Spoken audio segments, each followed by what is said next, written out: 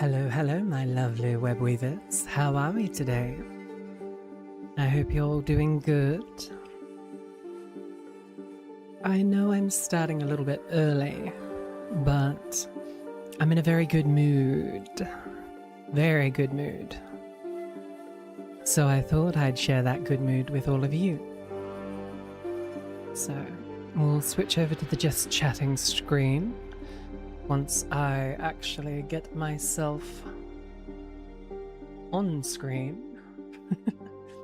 So excited to stream, I forgot to actually set up my stream avatar. Isn't that always a bit embarrassing?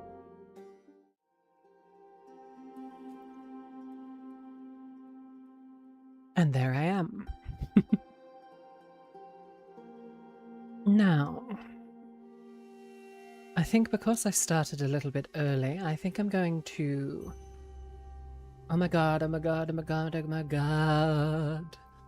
The files have been delivered. The reason I'm in such a good mood today...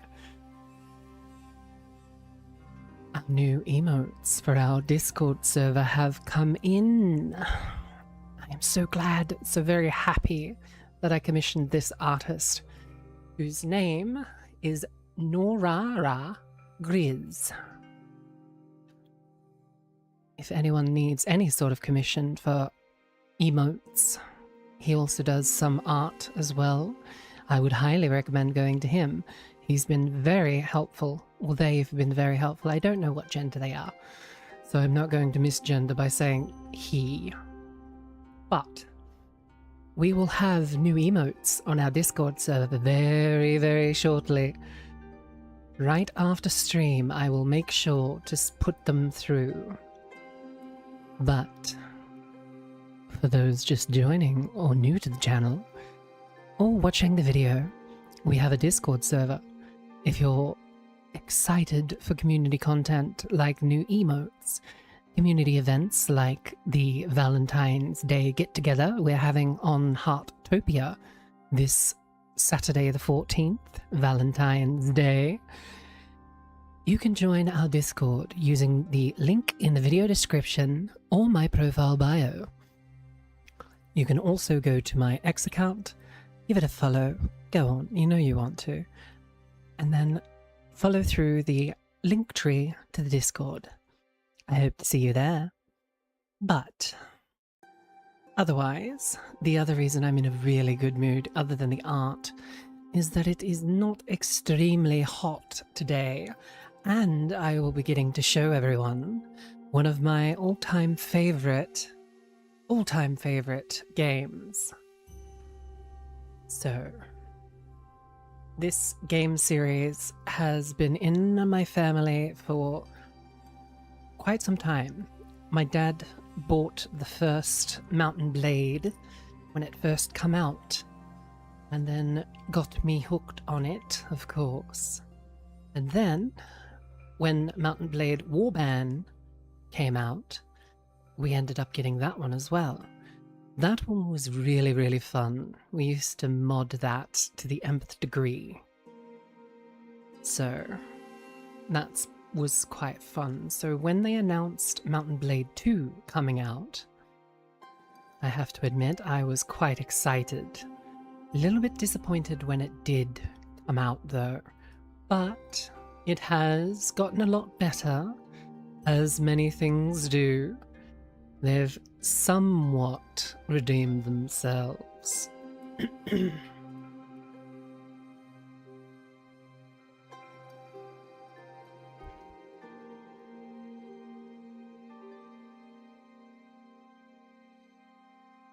Sorry if my voice is a little bit scratchy. I was eating some popcorn before stream, so hopefully it doesn't come across too badly, but we shall give it a little bit of time before we switch over to the gameplay stream.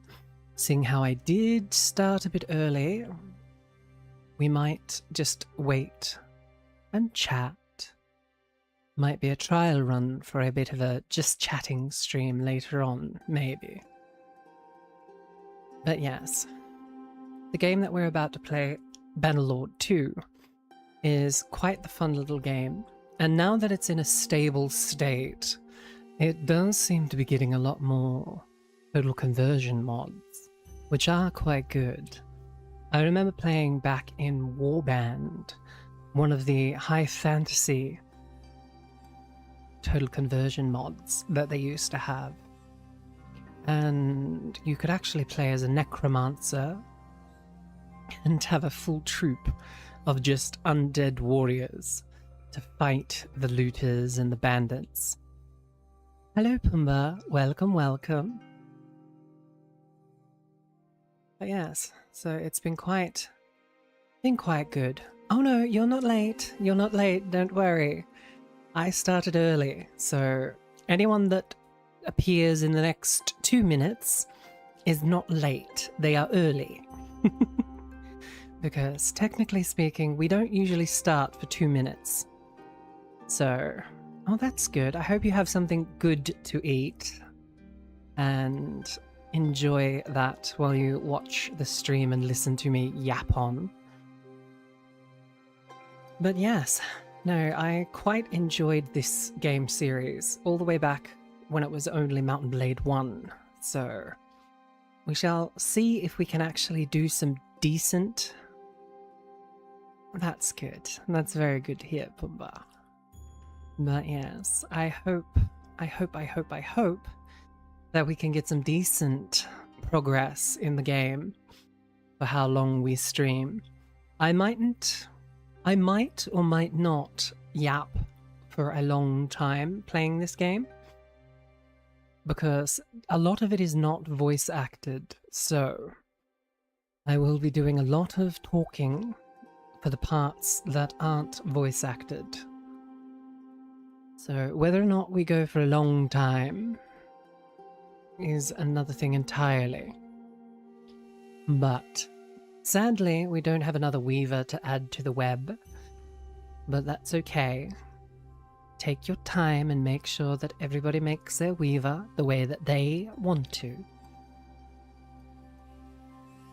But yes, for those just joining us, I have some great news. We have the files for the new emotes. So they will be getting put on the server very soon. I'm sorry I'm repeating myself to the VOD watchers, but I need to make sure that everybody knows that we have some awesome new emotes coming our way. But hopefully, thanks to the generous donation from Pumbaa, I will also have my first ever character sheet made up. I am very, very happy about that, and it's one of the things that I'm kind of looking forward to getting commissioned. I've decided that we're going to go through the same person who did the Weavers character sheet, because they were really, really good, and their art style kind of sings to me. Even if my character gets simplified, I will enjoy seeing my character fully decked out properly. But I do kind of wish I could have got the original creator, but they are, well, he is a very expensive artist. Because as you can see by the detail on my character as it is, the art that he does not do half-assed, especially if he's getting paid for it. So one day, maybe when I get my 1.0, maybe if I get my 1.0 when I'm an actual VTuber and not a PNG, I might see about him doing the proper original artist's reference sheet. But for now, you're not that late awake. I actually started early, so technically speaking, you're only 2 minutes late. So yes, welcome, welcome. I'm using my phone. Oh, why is that? Hopefully your internet's okay. What's the artist's name that did your original art?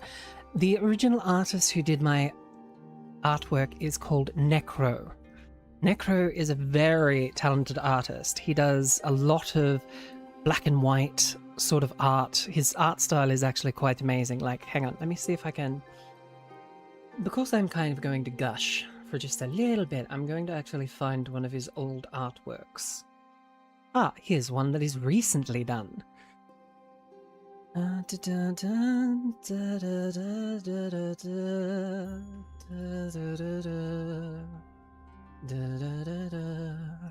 hope this will work. It is a web P image. I don't know why it's a web P image, but it's a web P image. Ba-dum. Yum. Yum, yum, yum. Oh, Pumbaa, no. He works in euro, so even US currency is a little bit weak against the euro at the moment. So as much as I would adore it, for two reasons, mainly because helping a friend and stuff like that, but yes. So, whoop, that's big. Shrink, you bitch. Shrink. So, this is one of his artworks. No, I gotta...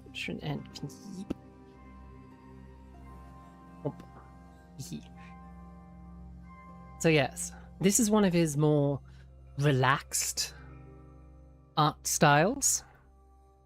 Oh. Awake.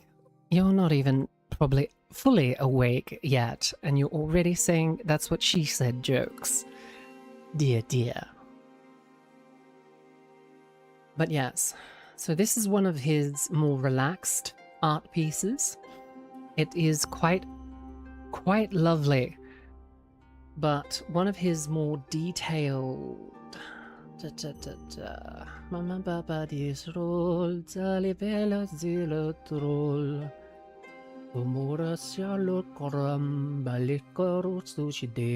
Here we go. Save image.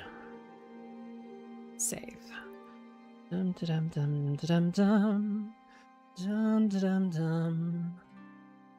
That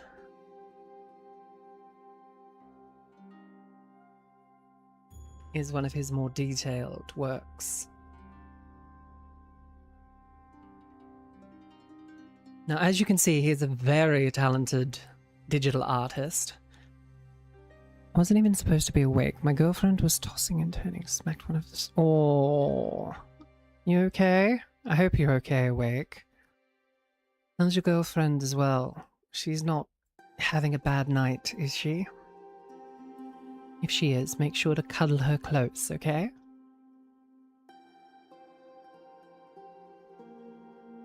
But yes. Yes, I used to suffer from nightmares until very recently. So I can kind of sympathize if she's having a bad dream. But yes, that's the artist that originally did my character design. He is extremely talented.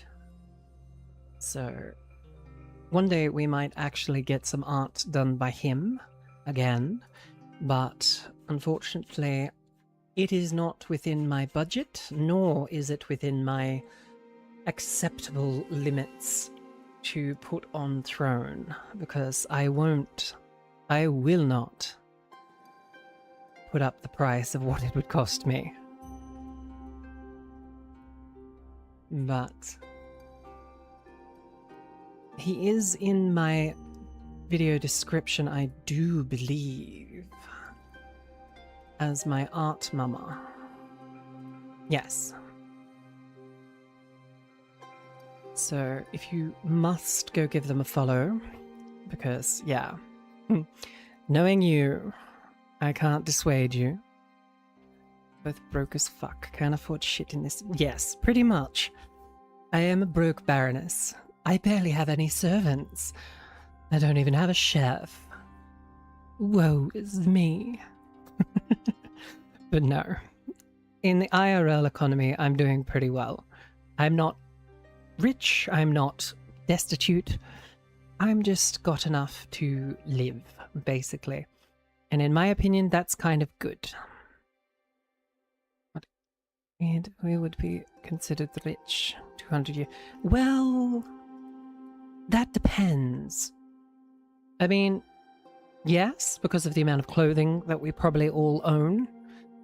Not to mention the technology that we have. The materials it's made of would be considered quite expensive back then. And not to mention the food we probably eat, which is hilarious, because most of it's crap these days. But I think I have yapped and gone on a tangent long enough. Yeah, I'm not saying that word. That word leaves me way too open for jokes, so I'm not going to say that.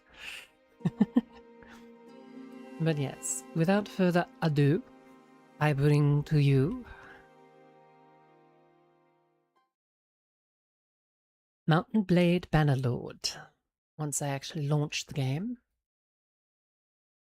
I'm a professional, I swear. But yes. Hopefully this game behaves, because we have been having a bit of run of bad luck when it comes to certain games lately.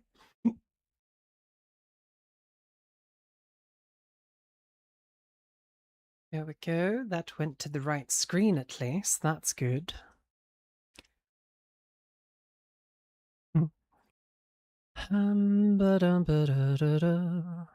Season's foods would give an English peasant a heart attack.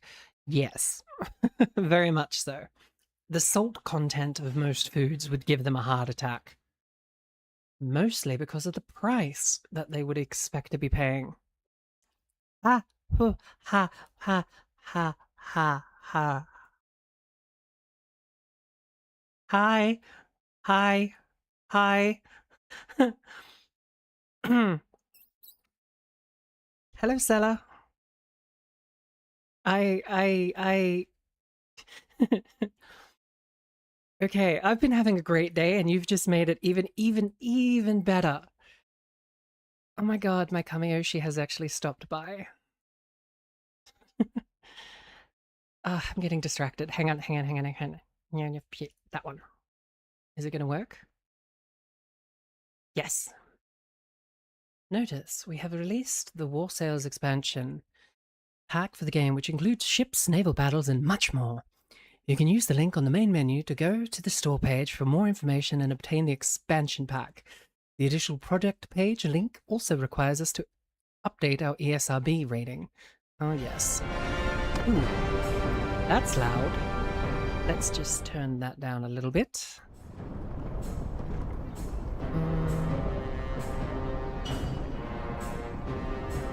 Hi! So glad that you're actually...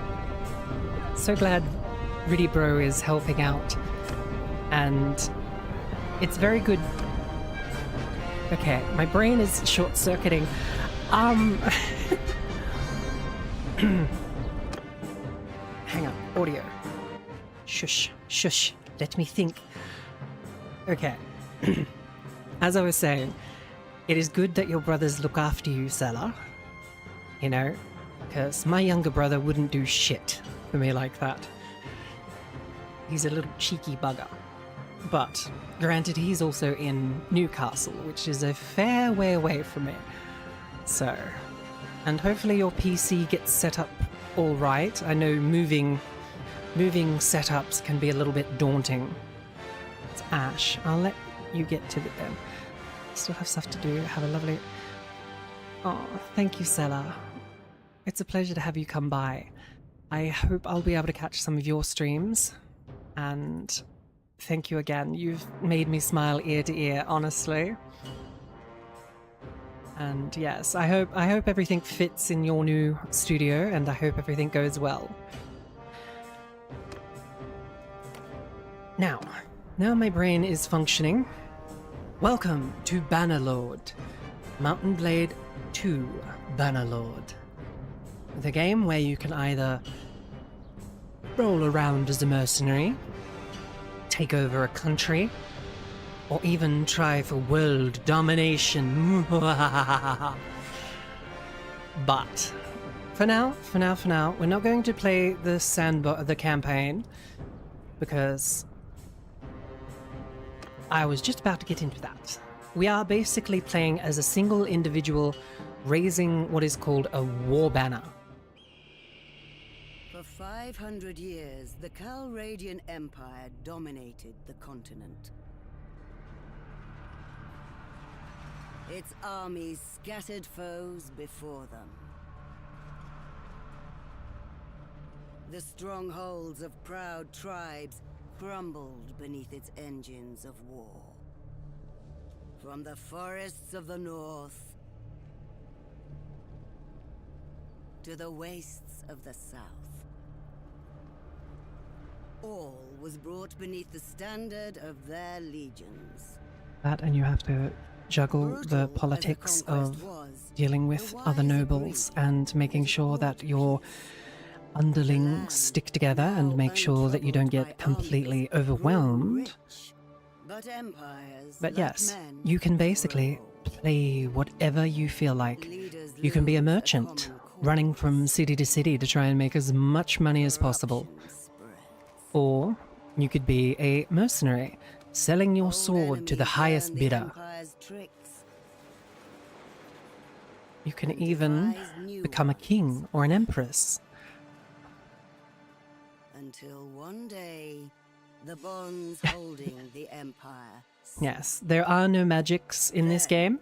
Comes the civil war. This is literally just medieval combat. But you can also play as a bandit, going around and burning villages and pillaging, which I won't be doing. I'll be pillaging, but I'm no bandit.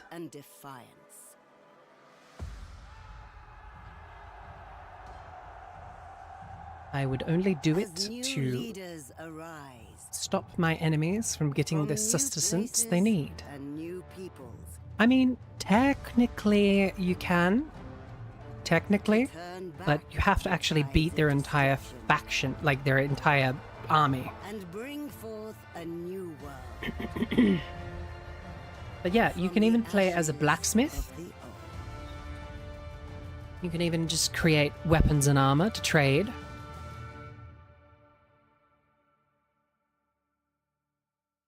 But the best thing about this game is you begin with your character creation. So basically we have the Valandians.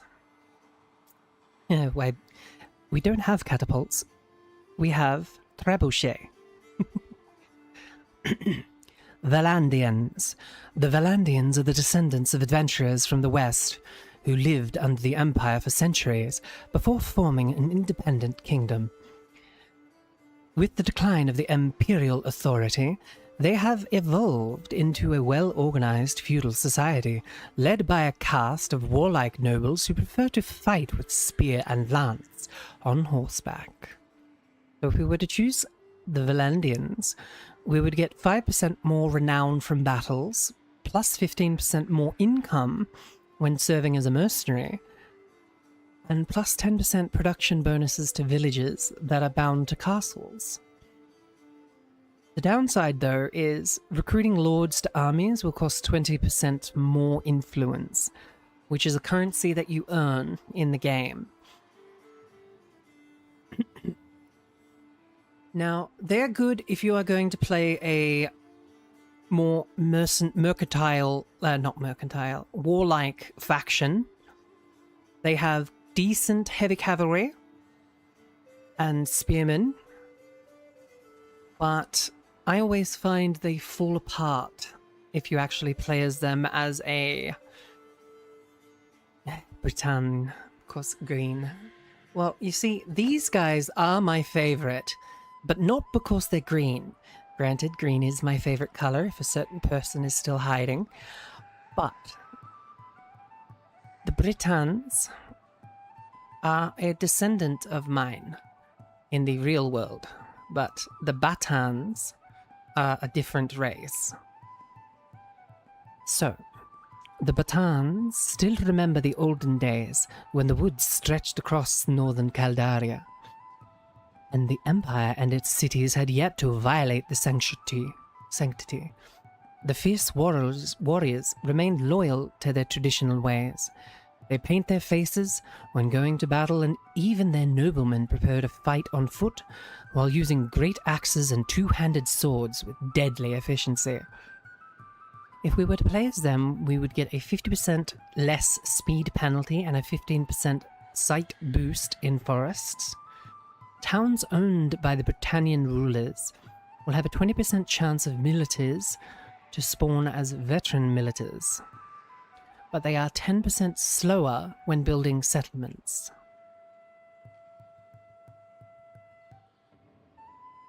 For the sake of brevity, well, not brevity, depth, I should say, and explaining all of the races, because we will come up against them at some point, because all of these races that we can pick from are factions in the game.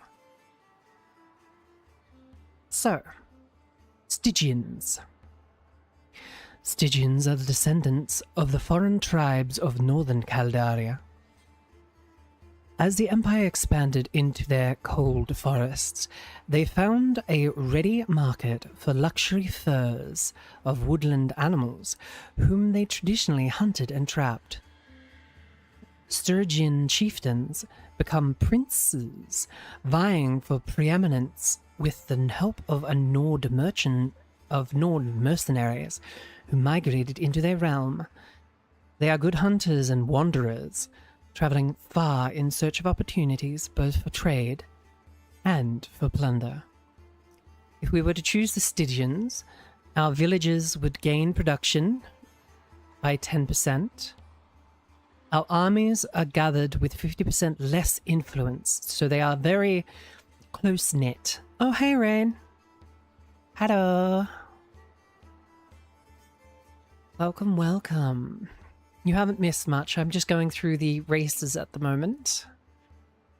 But yes, we have 20% more relationship penalty for kingdom decisions. Because as they are a tribal people, they may band together very easily, but ruling over as a whole is a lot harder in this situation. The Caldanian Empire is in decline, even before the suspicious death of the Emperor Arenekos. The once united realm was torn by political rivalries. Today, those factions are in open war, yet Caldarians endure. Their okay, I'm having blah blah blah. Their methodical. Why was that so hard to say? Their methodical study of defensive strategy, in which garrison cities slow down invading forces until mobile field armies can come to their rescue, help hold their neighbors at bay. I know, right? Ask anyone in chat and they will tell you I literally went into a flustered state. Rain, I literally did. But yes, if we play as the slowly decaying empire, we pay 20% less garrison troop wages. Being in an army brings 25% more influence, but the village's hearths increase by 20% less. So it means there will be less people to actually recruit. So, the Asari.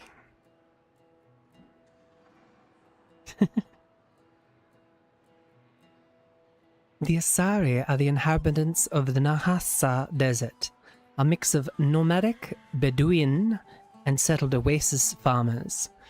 They are famous for their horsemanship and their knowledge of the learning of many lands, especially medicine, gained from lying on some of the continent's most lucrative trade routes. Each clan is fiercely proud of its lineage and often jealous of the others.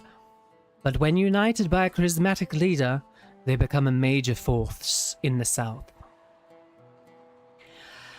Caravans are 30% cheaper to build if we were to play as them, and we pay 10% less trade penalties, which is good. We would have no speed penalties on desert, which kind of helps, kind of doesn't, because there's only a certain area of desert, and it's literally the Asari kingdom. But our daily wages for troops in the party are increased by 5%. Now, that mightn't sound like a lot.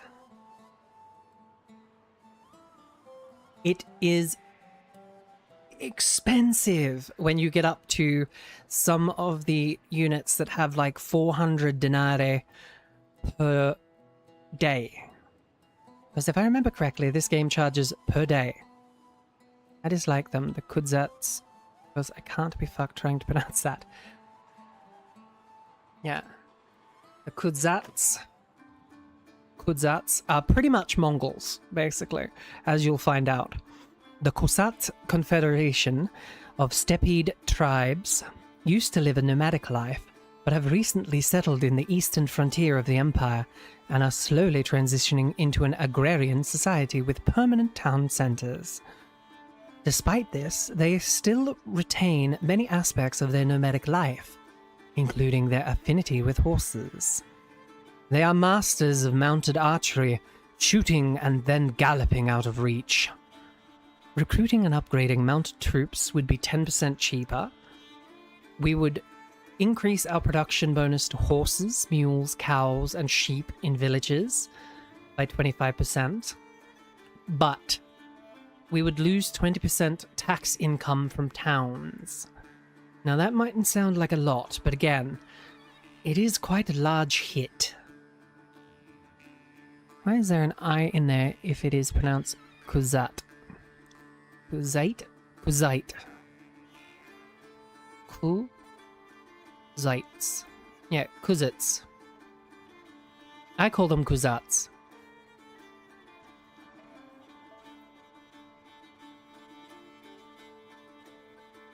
But we all know who we will be playing as, because not only are the Batanians my spiritual ancestors,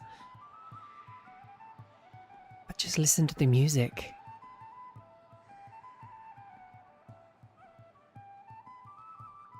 It's a lot more peppy and Irish in style, which I absolutely adore, this sort of style of music. But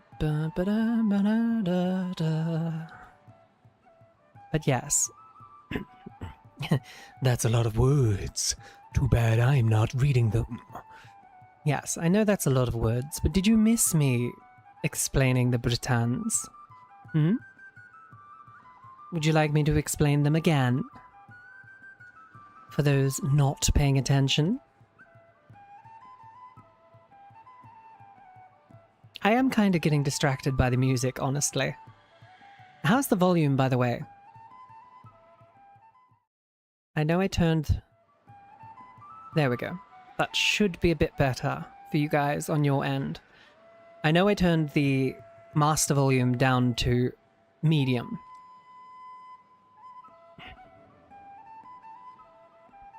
Okay.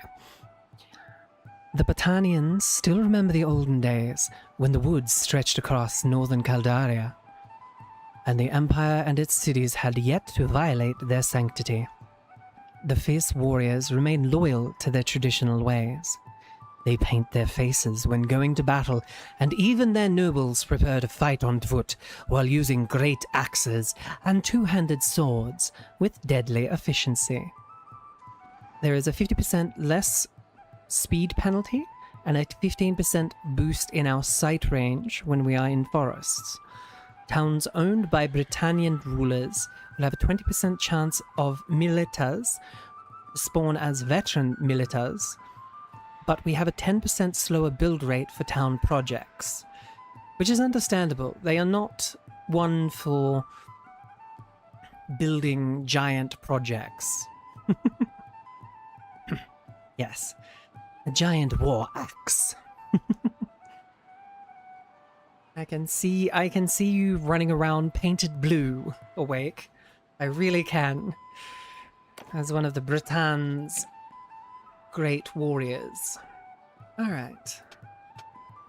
Let's begin. Yeah! Victory! Shield wall! Hold fast! Halt! Shields forward! Die! Advance! That sounds about right, I think.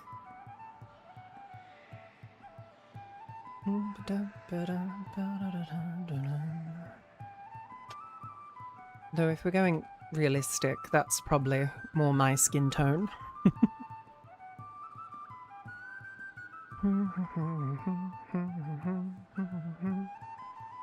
My height is about that. Going realistic.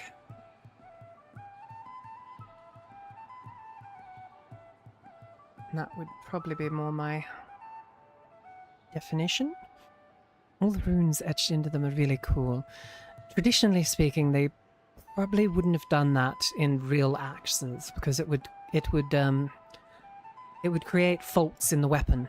That would be more for decoration ones, I think. Unless you're talking about a fuller. Unless it was used as a fuller, then maybe. Because those are used to reduce the weight of an item. Oh god, I could sit here for hours if I really wanted to.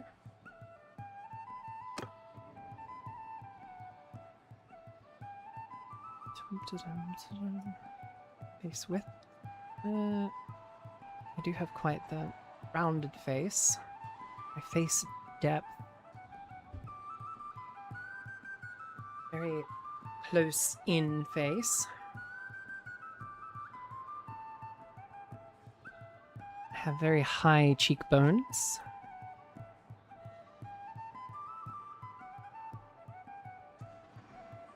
And that's about the same depth, I think.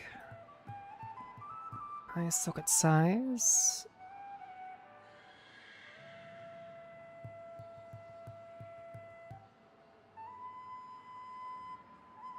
About there. Ears are currently hidden by the hair, so let's get rid of that. I like the great axe because of how versatile they are. Cleave and bonk. Can restrain.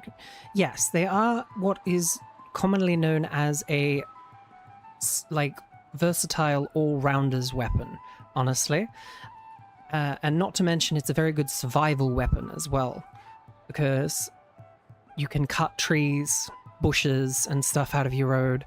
And if it's a double-bladed axe like you're talking about, you can also use it as a shovel.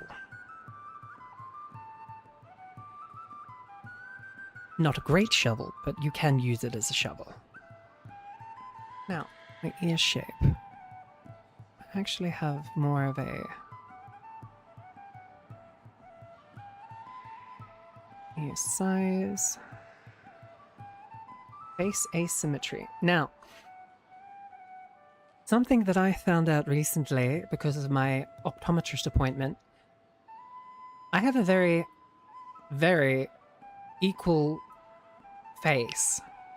To the point where the optometrist basically said you have a 0.0 deviance in the position of your eyes. Which I found very, very amazing. Eyebrow type. Sorry, we're probably going to be here for another 30 minutes character creating. I hope you don't mind. Outer height. I've usually got around middle height.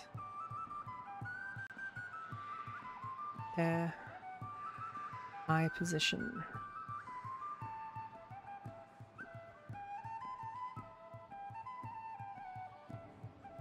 Yeah, about there. Eye size. About that. Eye shape. There we go.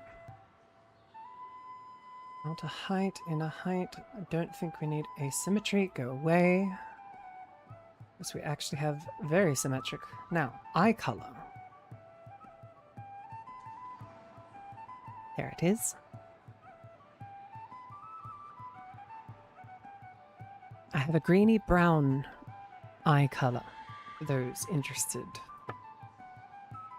Now, nose angle. I have much more of a downturned nose. It's a bit smaller on the size. Tip height. Nose size.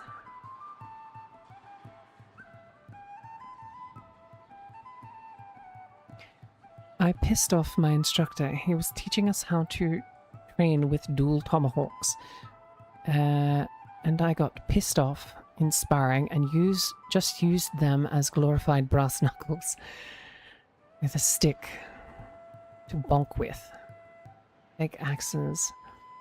They're still doing... yeah. I think that's about right, though. What's the nose bump? Oh, that. I don't really have a nose bump. I think it's more about there. Again, not a very asymmetrical nose.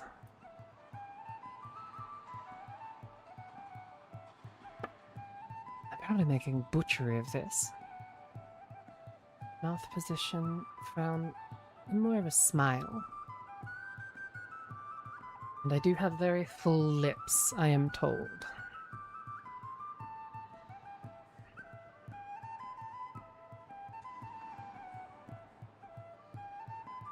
Top lip shape.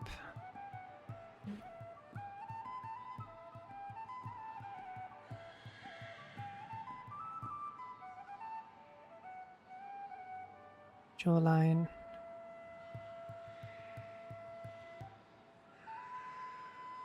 Jaw shape. Jaw height.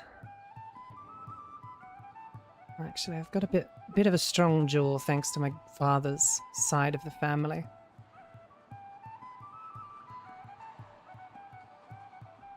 A very pointed chin. Which used to get me made fun of quite a lot.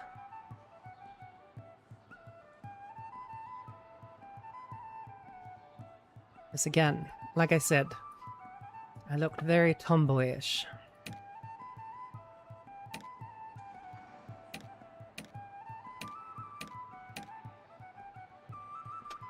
Wild red hair. Though I was not born with red hair, I tend to dye it more than anything. Whenever I can get the chance, honestly.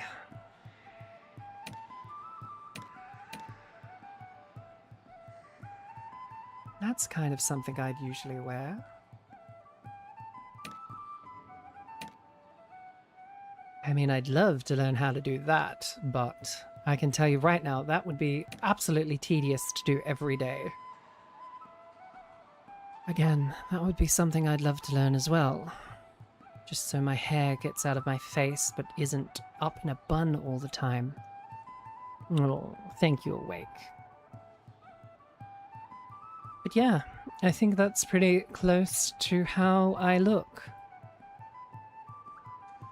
As close as I'm going to get, anyway. I need to keep some little imperfections to myself. But we are the Battanians, so let's do some Face paint.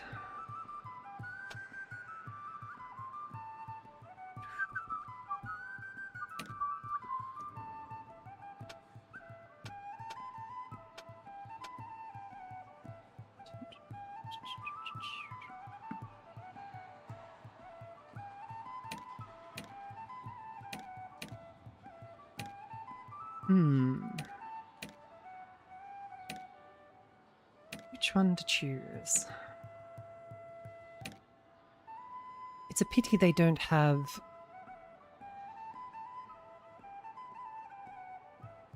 Yes, martial arts can be a fun thing, but if you're not careful, you can end up hurting someone.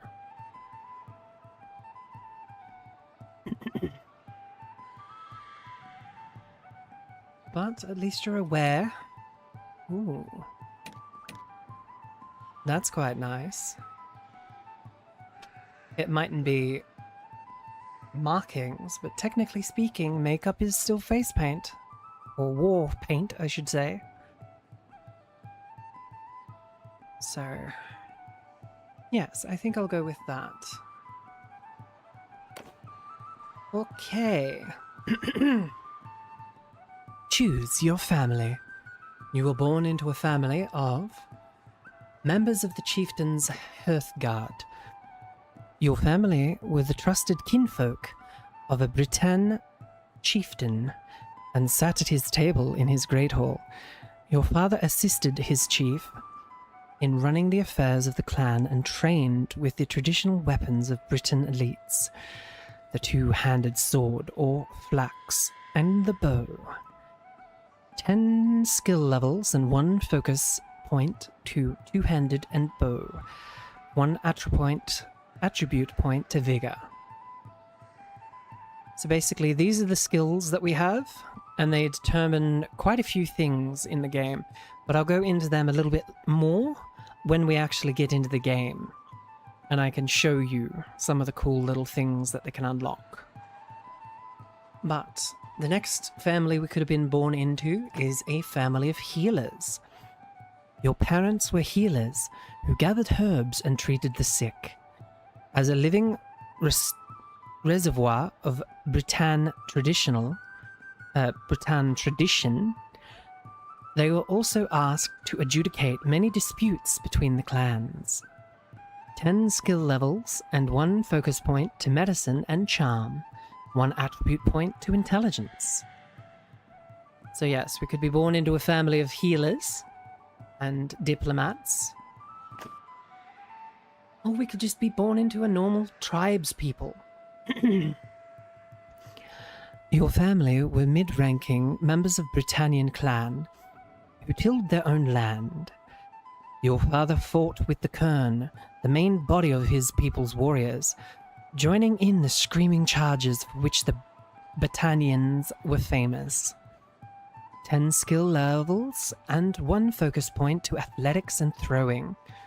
1 attribute point to control. Or, as I said before, we could become blacksmiths. Born into a family of blacksmiths, your families were smiths, a revered position among Britannians. They crafted everything from fine filigree jewelry in geometric design to the well-balanced long swords favoured by the Britann aristocrats, or aristocracy. 10 levels and 1 focus point to smithing and two-handed. 1 attribute point to endurance. So if we wanted to become smiths, this would be the path that we would take. The last two, though, are the foresters. Your family had little land of their own, so they earned their living from the woods, hunting and trapping. They taught you from an early age that skills like finding game trails and killing an animal with 1 shot could make the difference between eating and starvation. 10 skill levels and 1 focus point to scouting and tactics, while we'll also get an attribute point to our cunning. Or we could be simply a bard. A family of bards. Your father was a bard drifting from chieftain's hall to chieftain's hall, making his living, singing the praises of one Briton aristocrat, and mocking his enemies, then going to his enemy's hall and doing the reverse. You learned from him that a clever tongue can spare you from a life toiling on the field. If you keep your wits about you, that is. So, if we play this character, we get 10 levels and 1 focus point to roguery and charm, as well as 1 ability point to social. So what do you think, chat? What family do you think I would have been born into?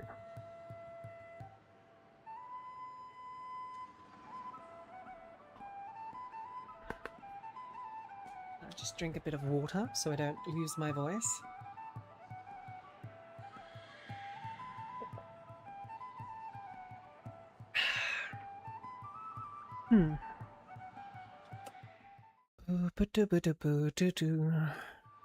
I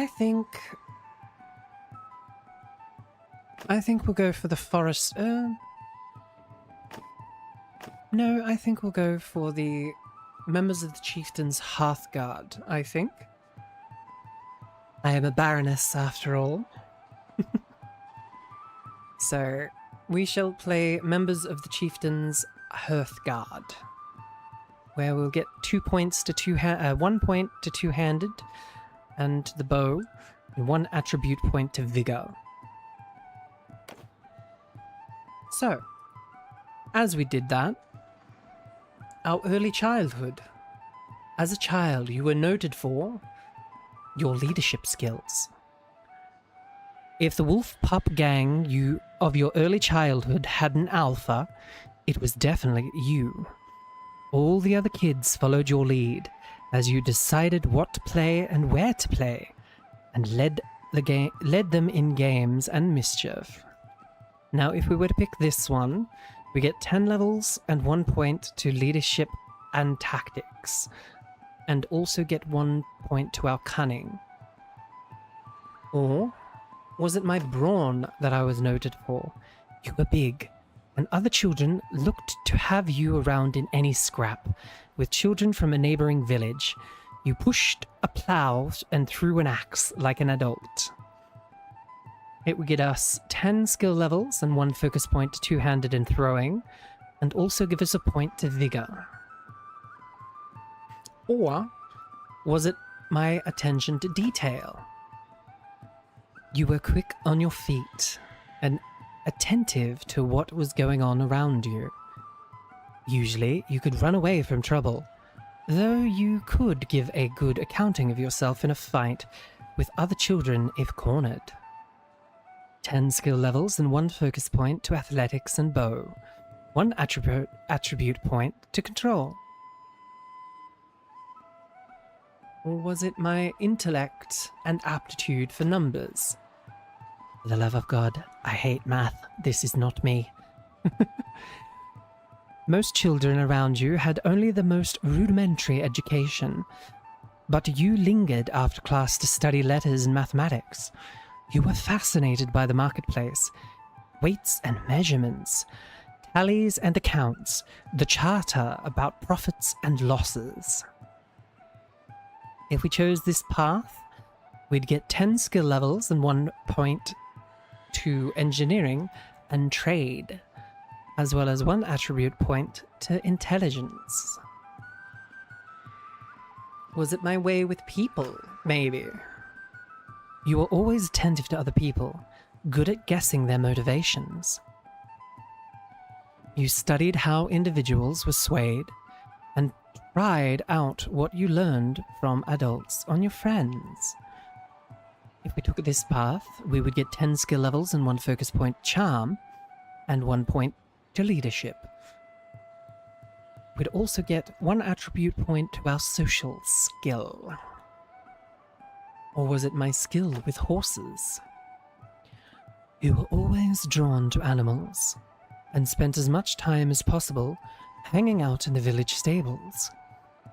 You could calm horses, and were sometimes called upon to break new colts. You learned the basics of veterinary arts, much of which is applicable to humans as well. If we took this path, we'd get 10 skill levels and a focus point to our riding and medicine, and 1 attribute point to our endurance. So, my lovely web weavers, which one do you think I would be?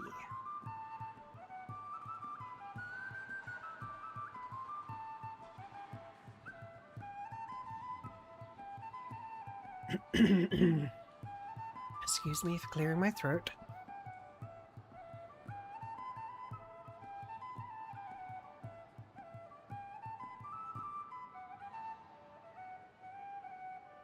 There we go.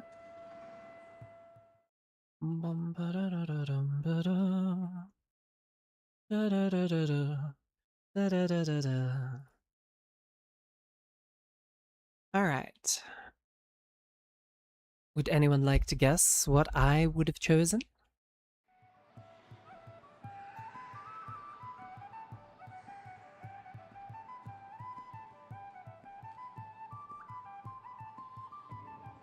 Well, if we're going off how I was as an actual child, it was my way with people that people kept mentioning. I always got called a chatterbox and could make instant friends with nearly anyone. I actually had quite a few acquaintances and good friend groups throughout high school and primary school, and I could always talk my way into any conversation. So we're going to go with my way with people.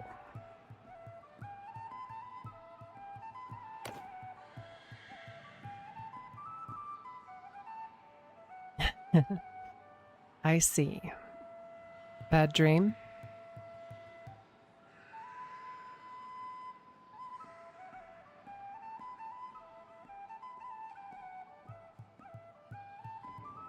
But yes, what you've missed, Awake, is just choosing the beginning stats. We went with a member of the Chieftain's Hearthguard, and my way with people is what I'm remembered for as a child, even in real life.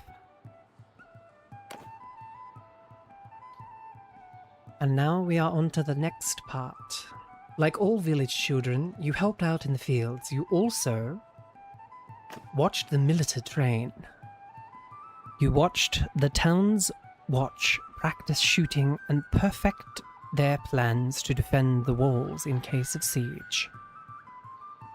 10 skill levels and 1 focus point to polearms and tactics. 1 attribute point to control. Oh, I'm sorry to hear that. Tell Mrs. I hope she has a good morning now that she's awake with the person that loves her most. Okay? And you look after her.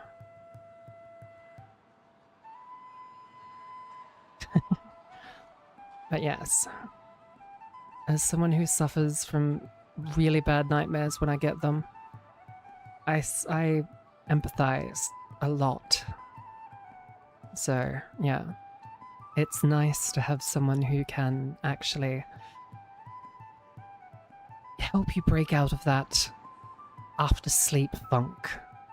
So, I'm kind of a little bit jealous. Only a little bit.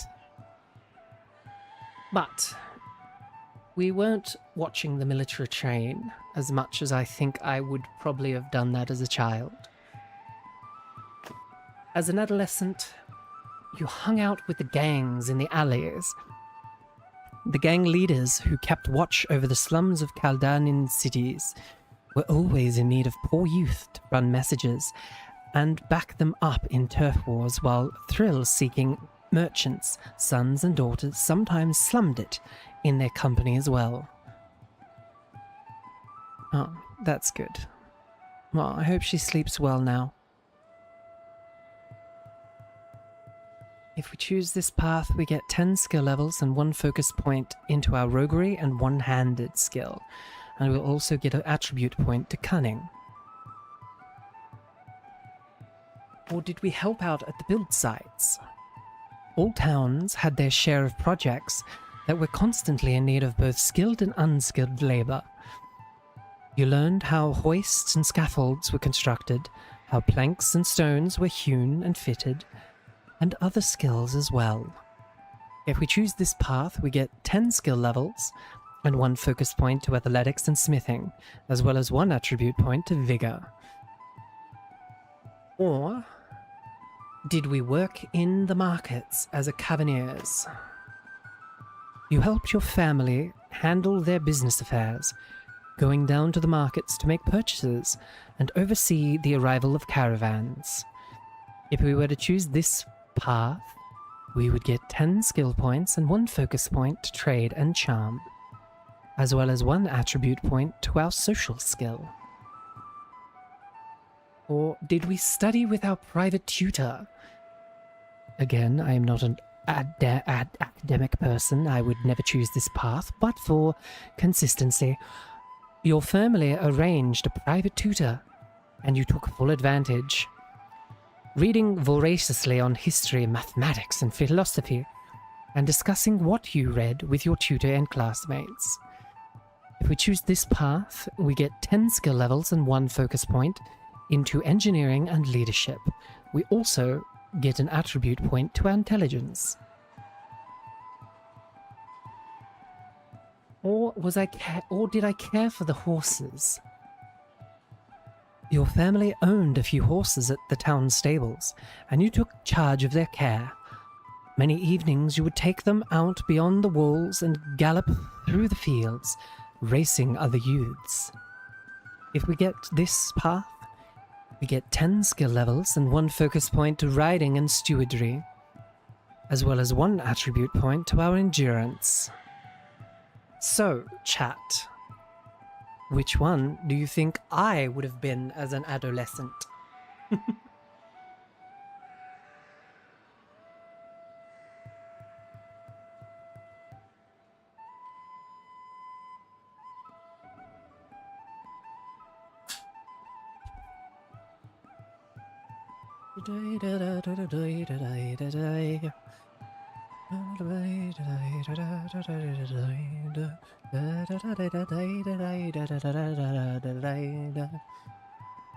Well, I definitely didn't hang out with any gangs back when I was an adolescent. I did do some building, but the thing I did a lot as an adolescent was look at marketing and stuff like that. I ended up actually almost going into an economics class in high school until I found out it was a lot of mathematics, and not just simple mathematics either. So I steered clear of it when I got older, but I still have a very business-minded approach to things when it comes to certain things. Like, cost-to-loss ratio, which basically means the price of what it takes to build something or make something, minus the price of the profit to get what your outcome would be.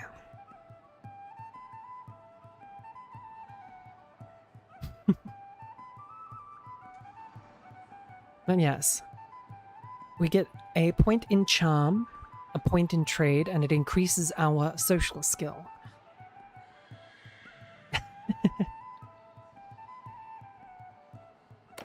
Yes, I was never a...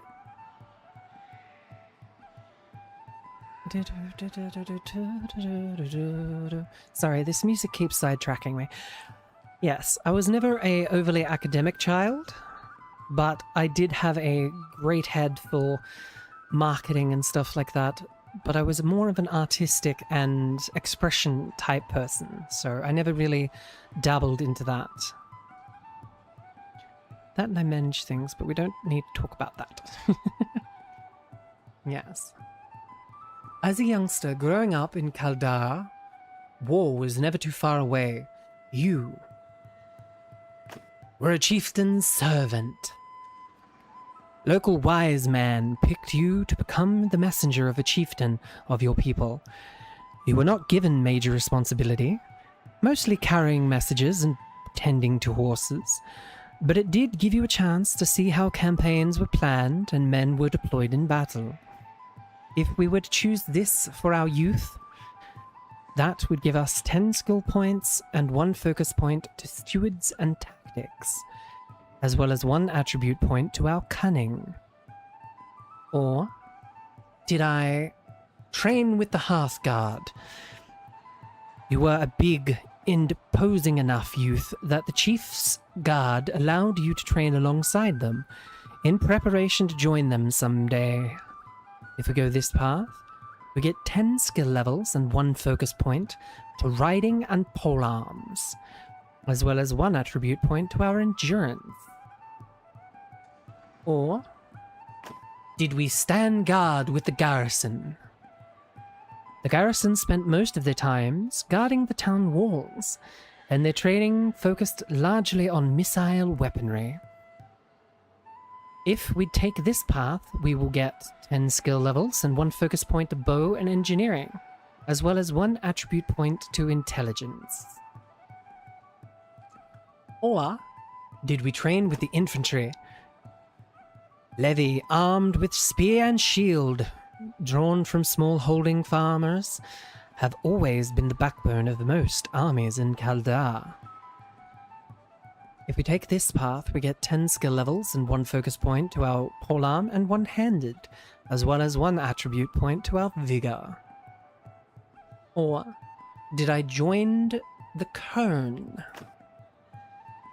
Many Britons fought as Kern, versatile troops who could both harass the enemy lines with their javelins or join in the final screaming charge once it's weakened.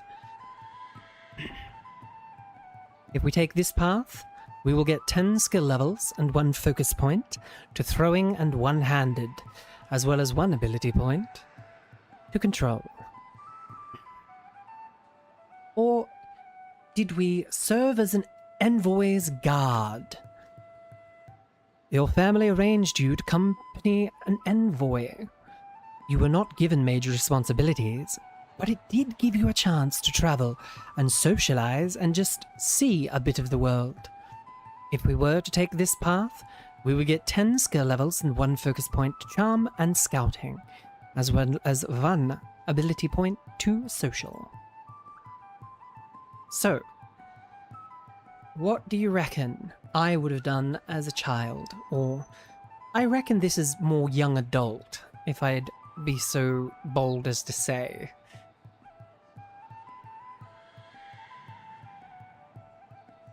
Have another drink of water while we contemplate.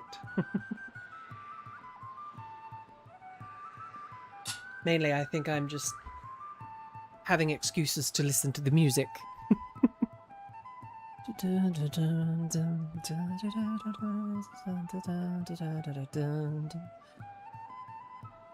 I see Awake says that the Hearthguard would probably be what I would have done. Well, it was around this time that I started actually getting quite bulky. So, you aren't wrong. I probably would have trained with the Hearthguard, or I would have stood guard with the garrisons. That's okay, Pumbaa. Don't worry. I asked the question more so to give chat something to do other than just listen to my prattling on. So, no one ever has to answer any of the questions that I actually put forward. Because at the end of the day, we're here to play some games. So there's no pressure, ever. But Awake did kind of hit the nail on the head with that one again. I would have trained with the Hearthguard, mainly because of the horses. But before you set out for a life of adventure, your biggest achievement was I defeated an enemy in battle. Not everyone who musters for the levy march to war, and not everyone who goes on campaign sees action. You did both. And you also took down an enemy warrior in direct one-to-one combat in the fueled view of your comrades. If we take this path...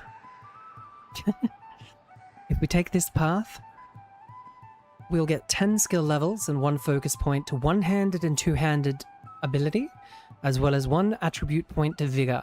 Not only... I ended up picking what you suggested, the trained with the Hearthguard, because you hit the nail on the head. I started getting quite bulky and probably would have trained with them and been a bit more rough and tumble at that age. But if we pick the defeated an enemy in battle, not only would we get the increase to our skills and ability, but we'd also get 1 to Valor and 20 Renown. Now, as Valor increases, we get what are sort of like personality traits. Valor represents your reputation for risking your life to win glory or wealth or advance your cause.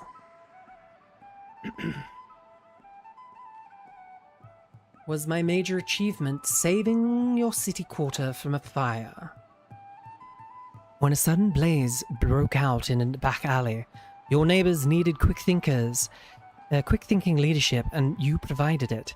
You organized a bucket line to the nearest well, putting the fire out before any homes were lost. If we choose this path, we'll get the usual 10 and 1 to tactics and leadership, as well as an attribute point to our cunning, but we'll also gain the calculating personality trait and 10 renown, which represents your ability to control your emotions for the sake of long-term interests. This is not me in the slightest. I am not a calculating person, I'm a very emotional person. But was my major achievement, we invested some money in a workshop. Your parents didn't give you much money, but they did leave just enough for you to secure a loan against a large amount to build a small workshop. You paid back what you borrowed and sold your enterprise for a profit. If we get this, we get the usual points to trade and smithing, the 1 attribute point to intelligent, we get the calculating again, as well as the renown. Or was my greatest achievement when I was a young adult that I survived a siege?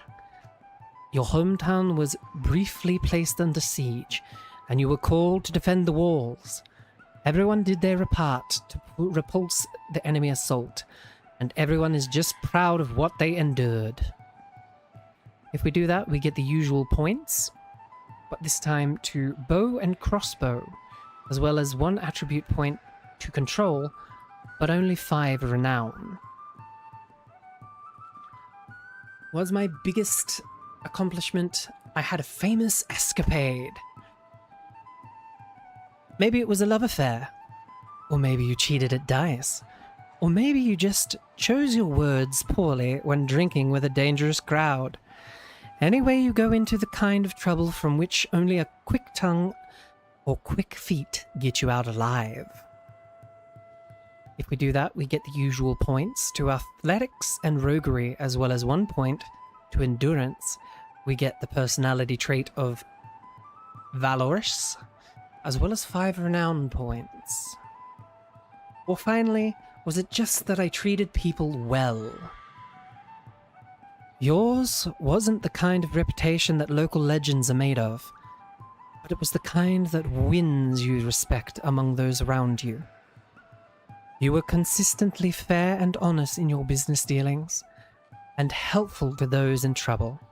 In doing so, you got a sense of what made people tick. We get the usual points, but this time into charm and stewardry. We'd also get 1 attribute point to social. We'd also get the personality traits of mercy, generosity, and honor, as well as 5 renown as usual.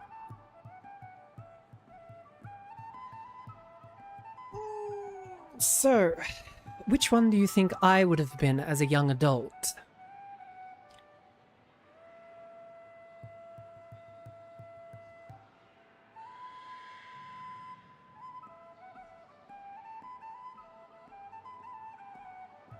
I see Awake thinks I'd defeat an enemy, which is kind of funny, as I'm not one for conflict, honestly. As much as I try, I usually tend to diffuse situations before they come to blows. But yes.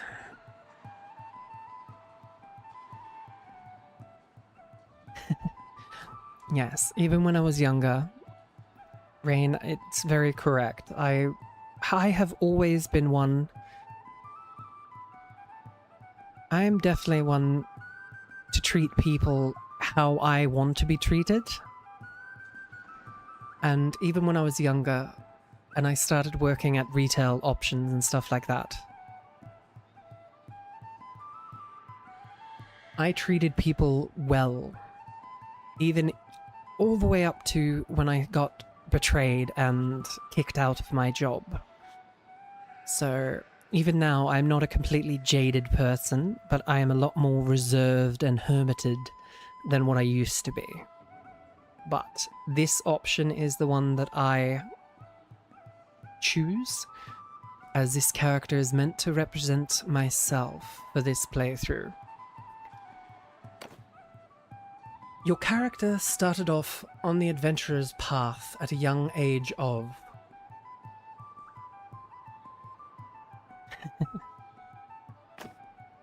30. If we're going off how old I am now, I'm not going to tell you my exact age. Those that know, shut up. But we will just say that I am over 30. So for now, you are at your prime. You still have some youthful energy, but also have a substantial amount of experience under your belt. I like this game. They're nice. Nye, nye, nye, nye. But yes. That is pretty much the character that I have built. Now. That.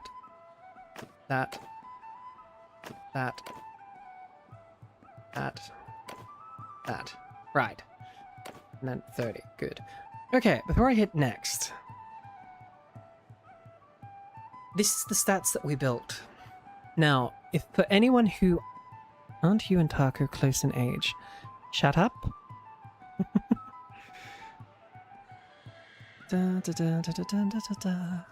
Alright, for those that want to know more in depth, unfortunately those watching the stream, you're going to have to suffer through. But those watching the VOD, if you don't wish to watch this, probably skip ahead a little bit. So... One-handed is a mastery of fighting with one-handed weapons, even without a shield. Or with it. Two-handed is the mastery of fighting with big weapons, like the axe or the two-handed sword.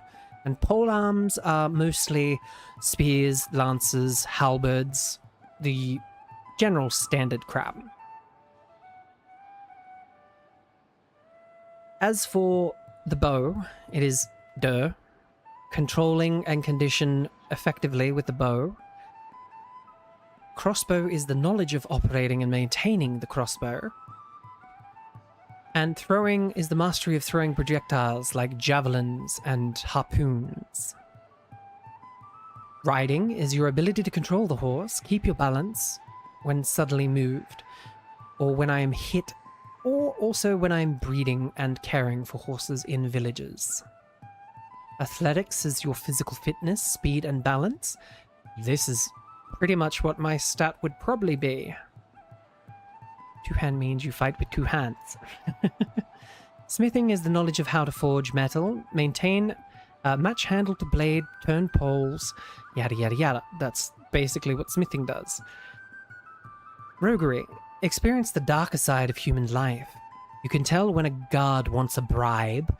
You know how to intimidate someone, and have a good sense of what you can and can't get away with. Tactics is your judgment on how to position your troops, and sometimes if you have a high enough, you can get some unorthodox tactics, or when they won't work. Scouting increases our view range, but it is also the knowledge of how to scan the wilderness for life. You can follow tracks, spot movements in the undergrowth, and spot an enemy across the valley from a flash of light on a spear point. Yes, if I remember correctly, we do start with a bit more in that. Charm is your ability to make people like you, basically. Leadership is your ability to lead large amounts of people. Trade is trade. Stewardry is basically the logistics and running of an entire city, party, caravan, everything, basically. Medicine is medicine. And engineering is basically being able to build structures and siege equipment. But now we choose our heraldry. Now, sadly, there is no spider.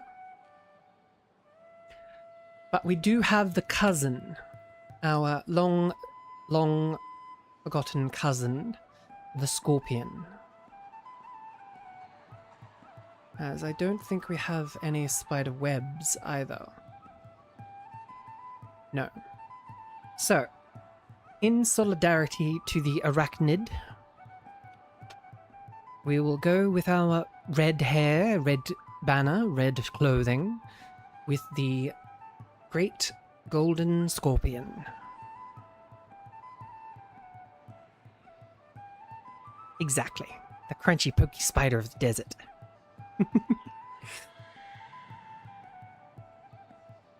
It's actually quite funny. Some scorpions can be even more venomous and deadly than a spider. I got stabbed. Ooh. Yeah, awake. I can see why you don't like them. But we will name our kingdom Weavers. What is my name? My name is Gwen.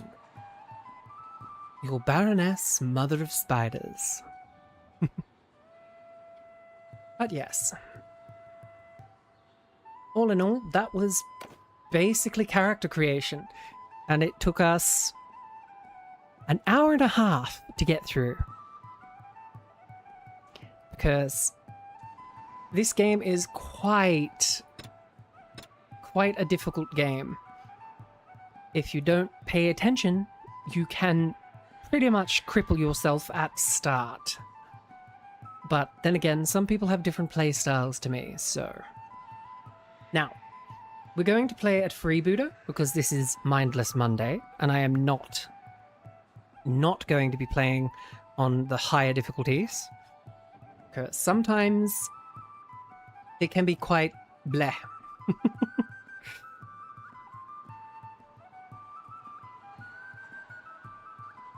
But what I will do is I will have a reduced...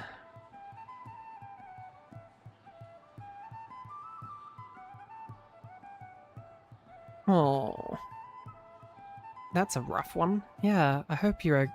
well, you are okay now, but it would have been a very traumatic experience.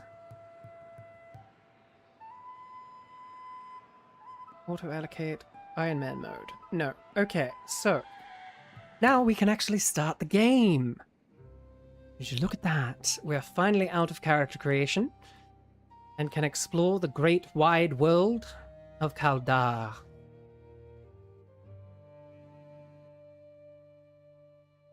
So yes, we've got the Kurds up here. Kurdzit. Up here we have the Asahi and their desert people over here. We've got the Great Empire, split into the three factions of the Western Empire, the Eastern Empire, and the Northern Empire. Oh, no, the Western, the Southern, and the Northern, sorry. I don't think there is an Eastern, is there? Oh, yes, no, that's the Valandians.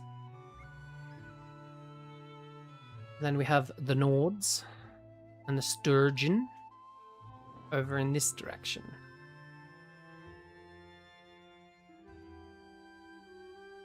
So yes, this is where we begin our adventure. Now, what I was talking about by what these things can unlock is each certain level in it, we can get certain perks. So for instance, for this one, we can either get the strong grip, which will increase our two-handed handling, and as a captain, plus 30 two-handed skill to the infantry in my formation. So if I'm basically commanding infantry, they are better with two-handed weapons. Or I could take the wood chopper. So as you can see, each thing kind of gives different results. So for instance, for this one, I could either get virile, which means I'm 30% more likely to have children. And as a governor, I would get 10% daily chance to get one relation with a random notable in the governed settlement while a continuous project is active. Or I could choose to be a self-promoter, plus 3 renown when a tournament is won, and as a party leader, I would gain 1 morale while defending in a besieged settlement. Now, the first person to make a joke, I'm going to slap them. Because this game is all about clans and kingdoms and increasing one's social status, as well as one's family and clan. So, that will come in handy. But no more on that topic. We'll increase our control. And we will increase vigor. Because control and vigor are quite good. Endurance is basically just for how long we can do something. Social ability to motivate them, sway them, which is good. But yes, this game gets very, very, very complicated in the later game.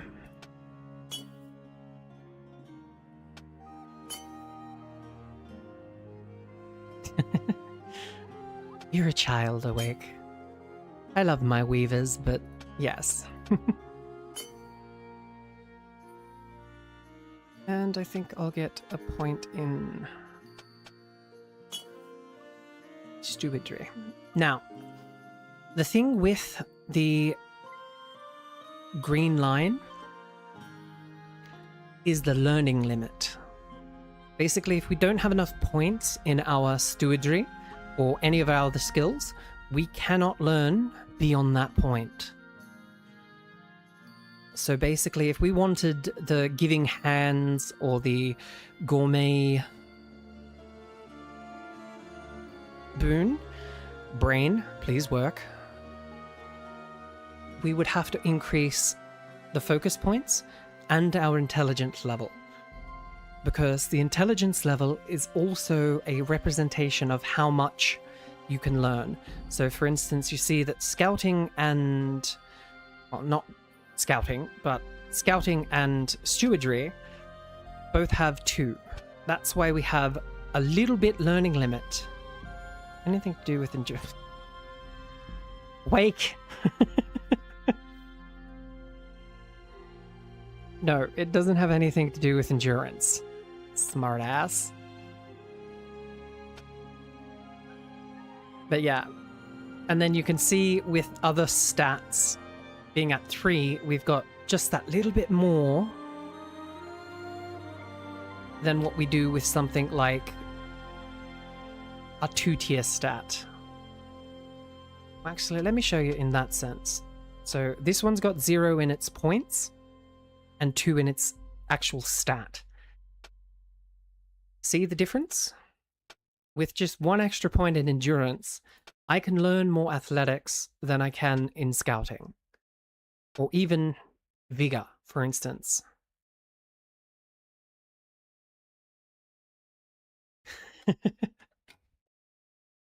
Down rain. Bad. Don't do it.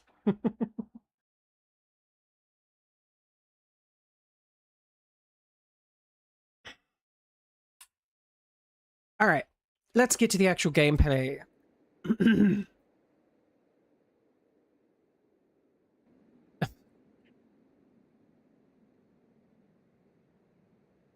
Oh, ha ha ha.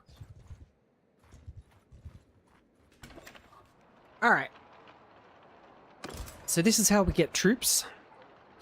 And as you can see, each volunteer has its own costs and tier, and of course, amount that it requires to level up.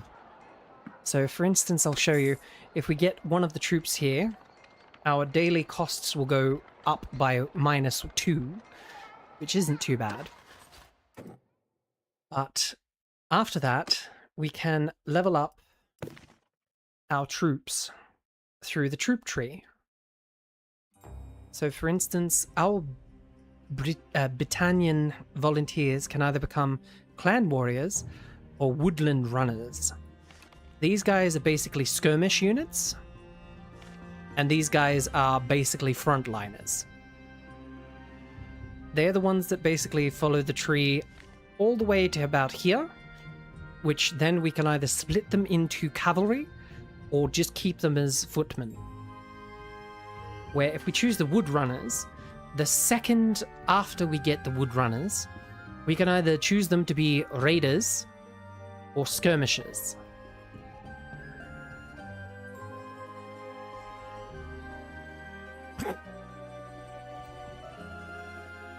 Oi, You're terrible, Awake. I'm going to let you make one joke to get it out of your system. Okay? I'll take no recourse on the next joke you make. No guarantee what your missus will do when I tell you the joke you made.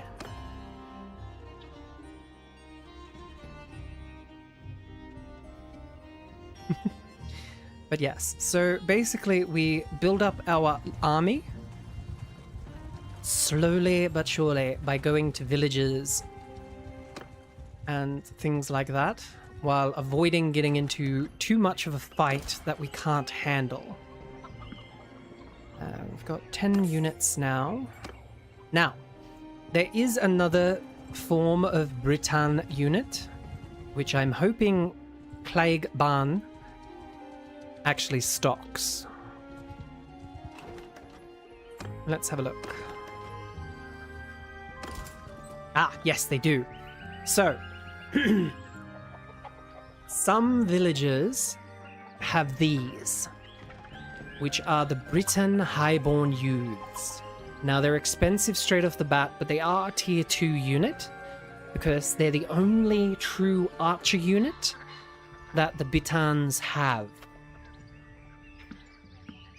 So, usually I try and find enough of these to kind of flesh out our troop list. And I try and keep an even number of each. So for instance, we'll have 9 frontliners with 9 ranged units, right? Because that's just a great tactic. The other good thing about Highborn Youth is their skill tree is just straight. You don't have to deviate, you don't have to do anything, it is just straight down the tree. They get exceedingly expensive. As you can see, they're tier 2, but their wage is already 3.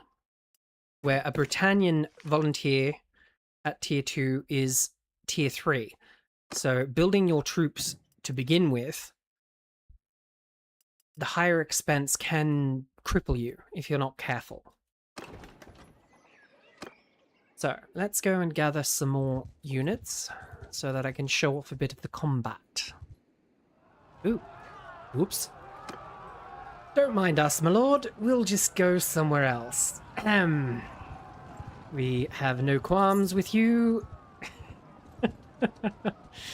What's the odds of actually rolling up to a settlement and having it besieged and raided by the first person we meet?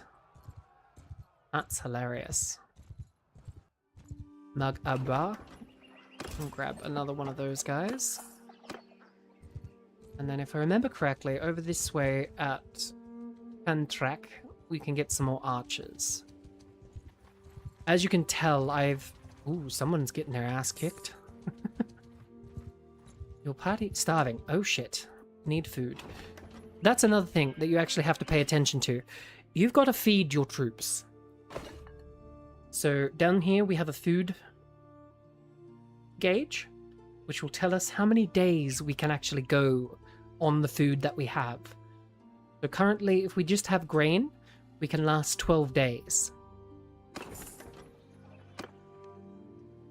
And again, this is party expense per day. So if you end up with a really high intelligence, immediately takes a perk that makes you fuck better.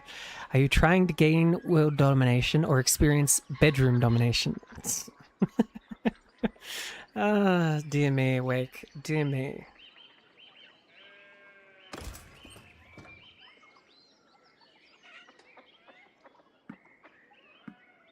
But yes.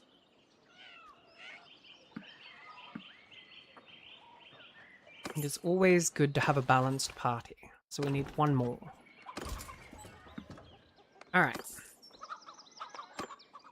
Now we need to find something to fight.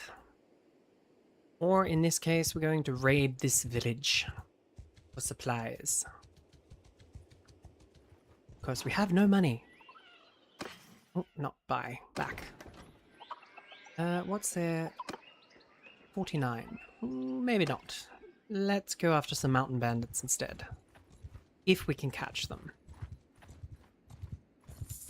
Ah, here we go. They picked the wrong terrain to go into. I want you to surrender or die, brigand. Yeah, what do you want? Hi, women.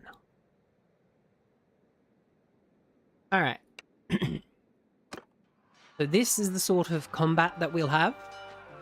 You can either choose to attack and do it manually, which is a first-person sort of deal,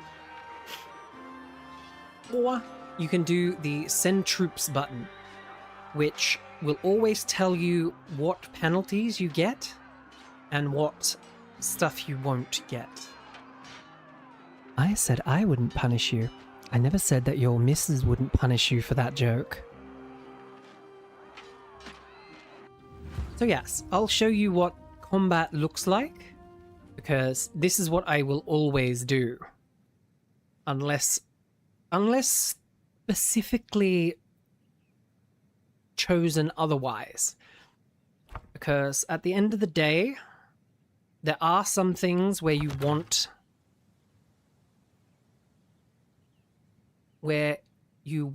to actually quickly get the battle over with. Because some battles can take quite a while. No, it's F to dismount and R for change view. So yes, as you can see, we are with our units. If I hold the Alt button, you can see that there's a cavalryman try to outflank us. So I'm going to get back on my horse and change vision, because I always find that... Okay, you've got a faster horse. That's not fair. Come here. Oh well, you keep throwing shit at them. I'll go and try and kill... Oh, they've got slingers. Oh dear. But yes. Infantry! Now, Maby! when you do want to give commands, you'll give it in sort of like this slow-mo effect. Attack! Which are quite good at avoiding certain situations at times. Swing and a miss.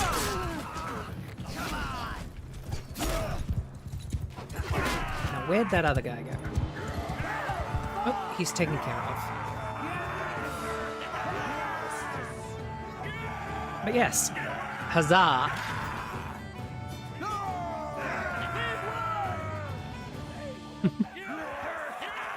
So yeah, at the end of the battle, it'll give you a little summary and a report. So, oh, that's new. Anyway, it'll basically tell us who just got an upgrade, if we lost any people, if anyone's wounded, or who routed. So, for instance, we killed 5 of those units.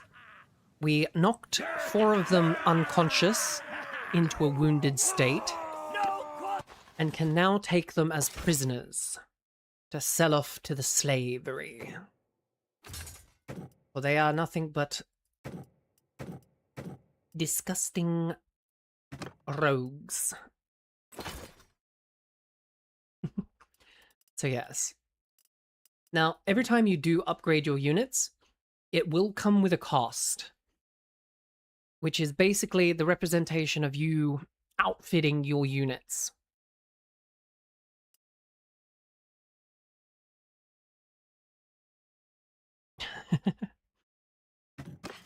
So yes, after that we also get the loot. Oh, that must be a new weapon, because I've never seen that before.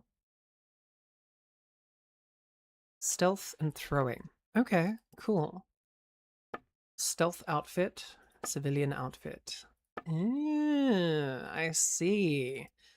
Many things have changed since last I played. Well, we'll take all of it, because we are in need of funds.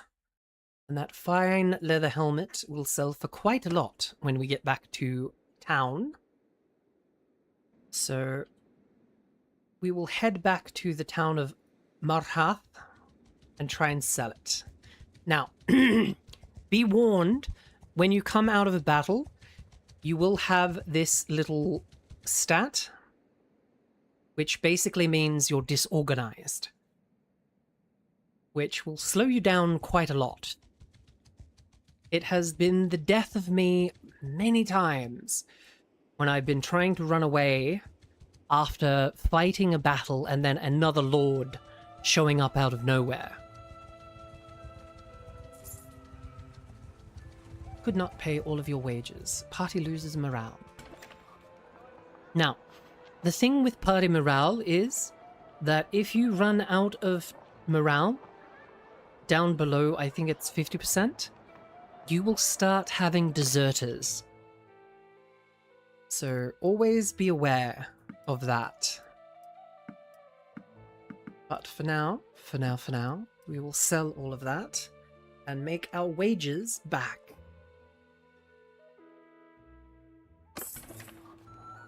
There we go. We won't recruit any more troops because we're already pushing it with $50 a day. Which basically means if we don't find a fight, at least in 10 days, 11 days, we will be quite up shit street. Now, looters are kind of the basic units.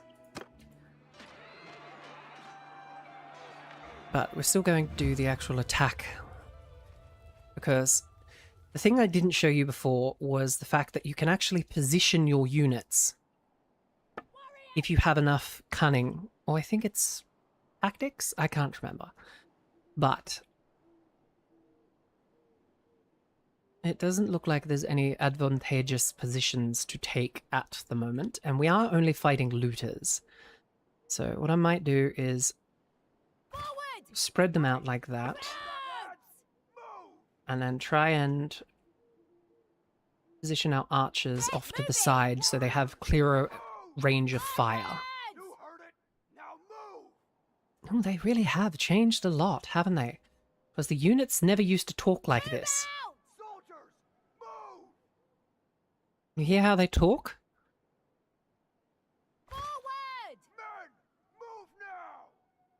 They never used to do that. So it's quite amazing where they've gotten to. But one thing that we can do is we can split the units. so that we can kind of have Move! sort of like this, Hear me! Get moving! as you can see. So now we have our main fighting unit here, but we'll also on the wings have our archers taking pot shots. So you can really, really get a lot of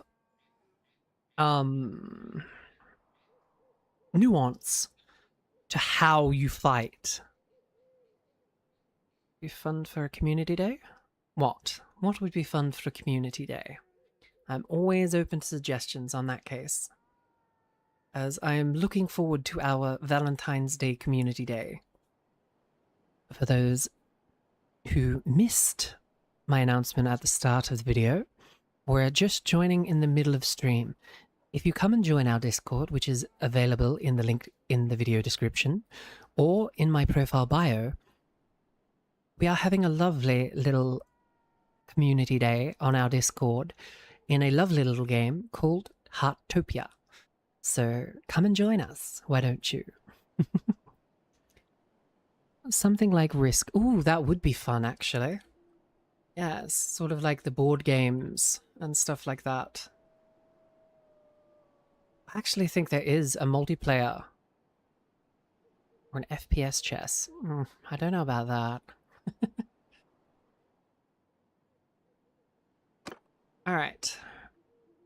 So their units all over there. We don't have to worry too much, but what we will do is... Footmen, get your ass up here. Archers! Archers number 2.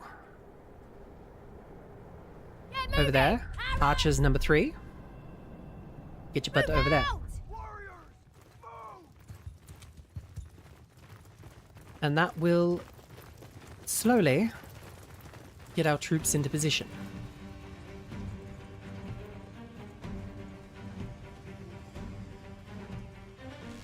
Now, we'll let our archers get a few shots off, because it doesn't look like many of them have shields.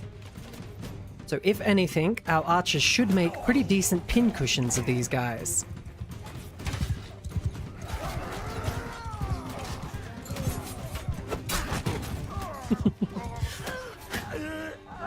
Need to get some kills in myself so I can level up.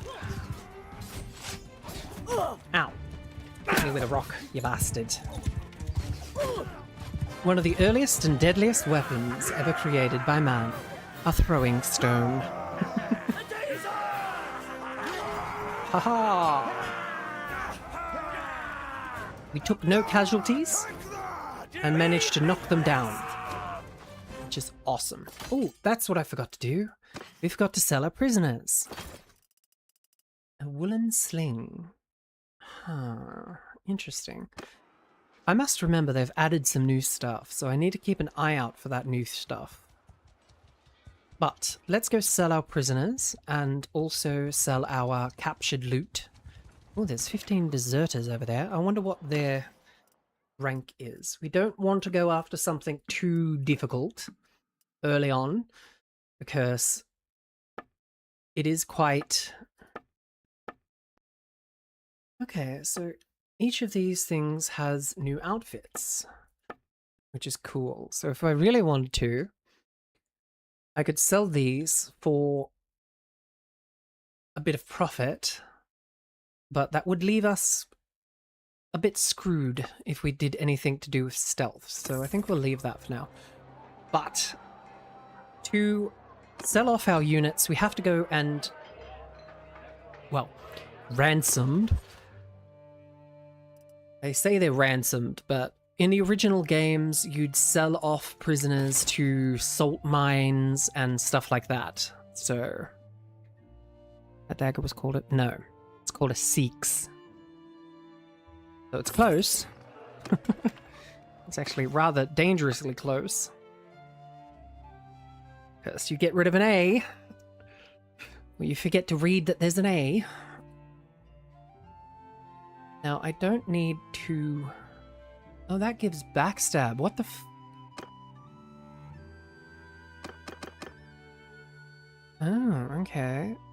What the hell is backstab? Okay, it has been a hot second since I've played this game.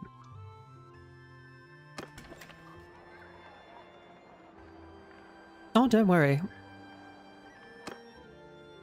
It doesn't matter whether you have a girlfriend or a boyfriend. If you're dirty-minded, you're dirty-minded. Now, what do we have? We have deserters, we have 7 in... Ooh, that... That could be...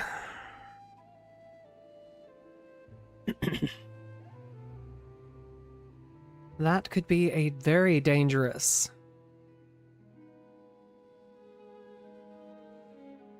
Imperial Sergeant Crossbowman, a trained infantryman. Yeah, as much as we outnumber them, they outclass us immensely. So, sorry to say, Awake, as much as I'd love to actually fight them,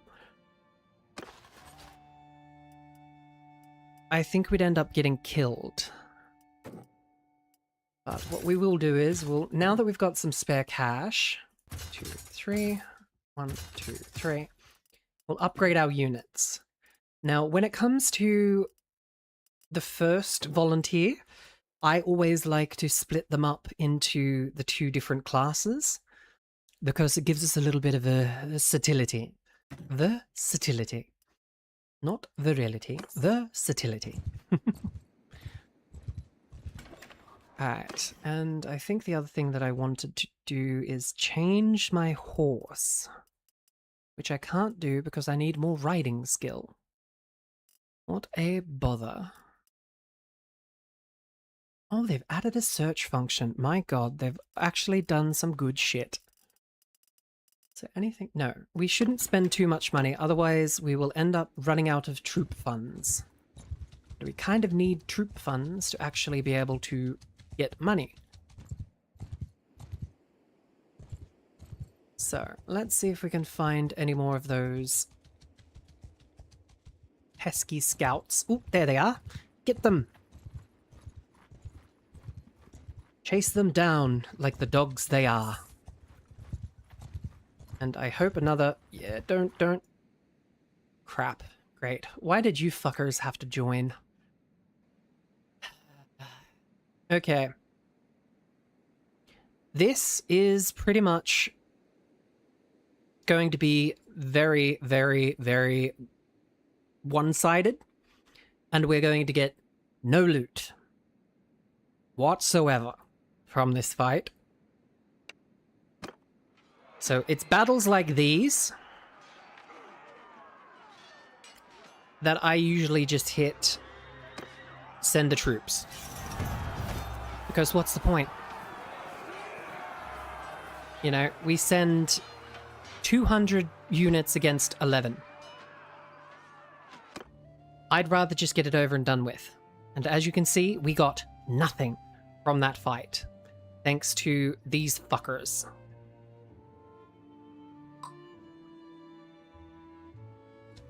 Unfortunately, that is the unfortunate side effect of being a small little clan. We live off crumbs until we become the emperor or empress that we desire to be. Let's get some looters. Come on, get him. Oop, there's a bunch of looters. Come on. Group up. Group up. If you group up, I can... No. Fine. I don't care, brigand. But yes. Onward to battle. Archers! Ooh, this is a really good terrain. So what we're going to do is we're going to not bother with the split troops for this. We're going to have the archers up on the hill to give them a lot more range, and then we're going to have the infantry down the bottom to hold the troops back and have our men pepper them with arrows, basically.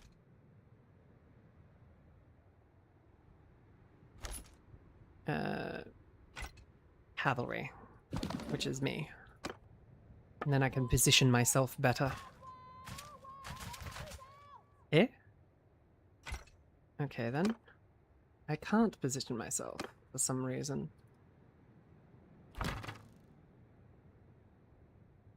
That work? No.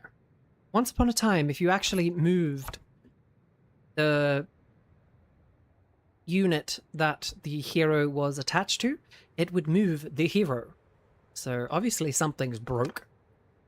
But for now, we'll just go back up here. We'll go into the middle like I did before. Have a better command view. So way off in the distance are our units, our enemies. So we just got to wait for them to actually grace us with their presence. But yes, this game can be quite easy to lose days to. I've started playing at 8 o'clock in the morning one time and ended up going until 8 o'clock at the night and thinking, where the fuck did the time go? Warriors! So yes, now that they're in range, our archers will take pot shots. And as you can see, even our skirmishers will start throwing shit at them.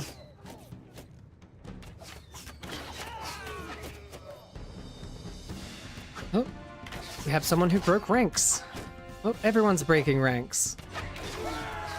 Terrible. Infantry! March! But for the rest of them, kill. End their pitiful lives. It is a little funny that they charged you uphill against archers with heavily outnumbered. Yeah, we never said looters were intelligent. And I mean, the alternative was to turn their back to us, which probably just would have ended up getting them killed faster. So, we gained some prisoners. One of the highborn youths have leveled up, and one of our wood runners has leveled up. But I tend to hold off leveling them up because, again, the more you level up, the more expensive they become. And it's by day. Ooh, wow, I just realized. What an evil number.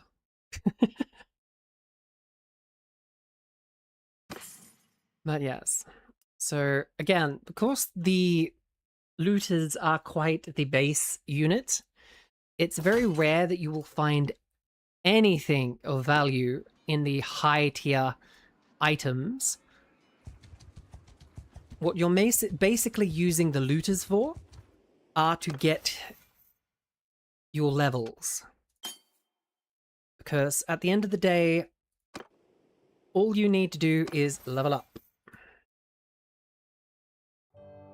Also, later on in the game, we will get access to this screen. Which, if we were to go to a city, like an actual major city, we can buy a workshop to have passive income if you pick the right workshop. Now, workshops are ludicrously expensive, so early game you are not going to be doing stuff like that. You're going to mostly be relying on fighting not so much the looters. The looters, like I said, are more for experience points and leveling up your troops. What you're mostly trying to search for are things like mountain bandits and sea raiders, because those two units are gotcha, you motherfuckers. Those two units are basically the ones with the higher gear tier. But it never hurts to kill some bandits.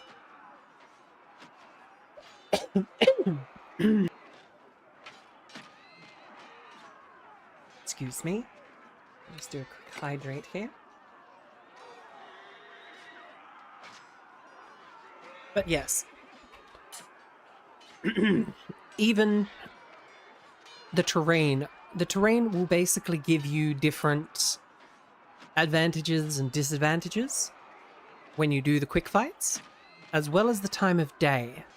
So sometimes if you're battling at night, you can get a penalty to ranged units and stuff like that. But for now, let's see what sort of battlefield we're dealing with. Not the most advantageous, I must say.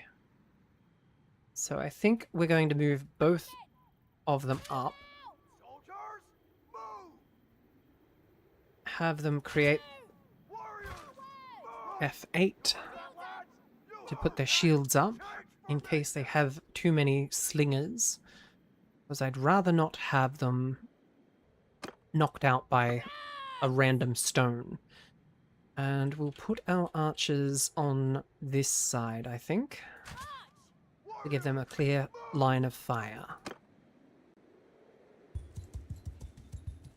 And as like I said, until you start fighting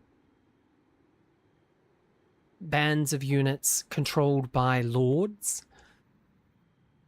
or they have a bandit leader in their group, most of their tactics revolve around run at them. So for most of the starting game, you're going to be dealing with dopey ass looters and stuff like that. Or if you really want to go the path of a mercenary and get money quickly, one of the ways that you can do it is by F3. No, I didn't say. Anyway. There. That's what I wanted you to do. Stupid idiots. But yeah, you can go the path of the mercenary. And at the very start of the game, you can go and try and talk to one of the lords and get involved in being hired as a sellsword. Get him! Get him! Got him! But yes, after a while, the troops will break and they will run. So, like you said, Rain, the fact that they charged uphill the first time was the sheer and simple fact that they thought they could win. But if they had more numbers, things like that would happen, where the troops would realize that this is going to get me killed, so I'm going to run away. Yes, I'm okay. My health is pretty good today, actually, which is good. I've been looking after myself quite well. Now, the other thing about prisoners is that you can recruit them. Now, a looter is useless, but you can get a perk that is called Veterans Respect, which can basically transform them into actual decent, competent units. That is a very late game sort of thing, and I think it's very rarely used. Because not only would recruiting looters be bad, it will also decrease your party's morale. So, for now, we're going to just take the prisoners and not worry about the other. I mean, that's not a bad haul. Now, another thing about the horses, you always want to lock your horses, because they manage your speed as well as your carry capacity. So for every pack animal that you have, you will gain, I think it's 50 carrying capacity. Otherwise, you will end up... I'm going to get rid of my horse because it's not really useful for me. I'm not a horseback rider. I am a raider. Ride on foot. I'm right on foot. But yes. So it's always handy to have a few pack animals so that you don't get over encumbered. No. We'll just march with this army for a little bit. That is a fuck ton of deserters. Somebody did not feed their troops, apparently.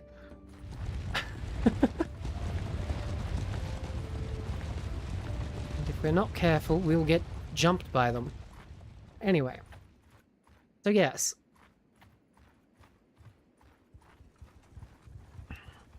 This is one of those games that, like I said, I've played for a very long time. Oh, someone got knocked out. Not too bad. At least we didn't have anyone killed. But yeah. And there you have it. Legendary sleeveless enveloped padded garment. Wow, what a mouthful for a useless piece of crap. This game has added a lot, because I don't remember ever seeing stuff like that. But yes, this game does have a DLC called... Hang on. It is called War Sails. And it introduces naval combat. I know, right? Why is it legendary? Who decided to give it a legendary I don't know. Anyway. So the reason I say lock your important goods, so food, horses, that sort of thing, always lock your important goods so that you can hit that.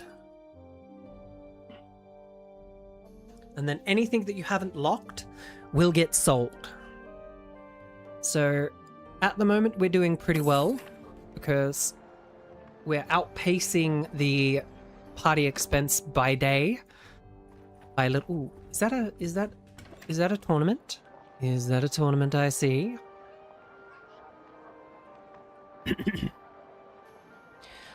It was a padded tunic. Like, let me see if I can find it. Not sledge. There. Legendary sleeveless enveloped padded garment. like Rain said, why is it legendary? Like, who gave it that title?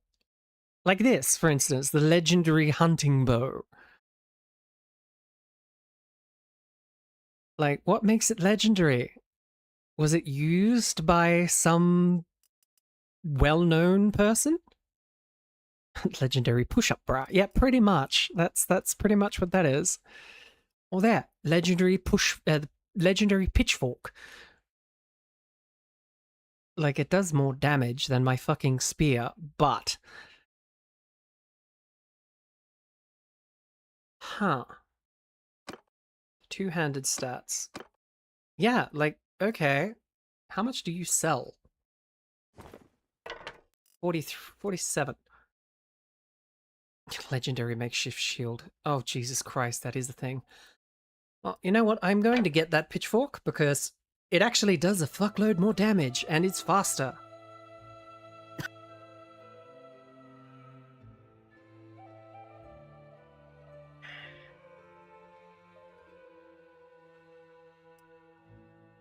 But what I actually came back in here for was to find a bow. Because I would like to actually be able to participate in combat, and I do have a decent ranged score. You got a pitchfork? Do we also get torches? I don't think they added torches. That would be cool. If they actually... Oh, then again. Actually, with the introduction of the War Sails expansion, I wouldn't be surprised if in the expansion it adds flammable substances, like torches and stuff like that. Because if you're sailing on a wooden boat, the worst thing that could happen is a fire breaking out.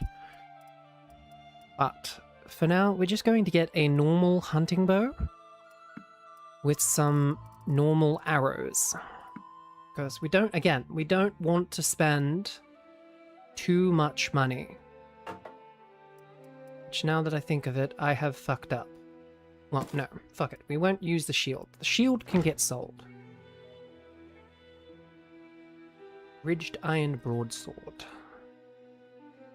I mean, we're not proficient in one-handed weapons. We are proficient in two-handed. So, do we have anything that would be two-handed? Other than the spear? No, of course not.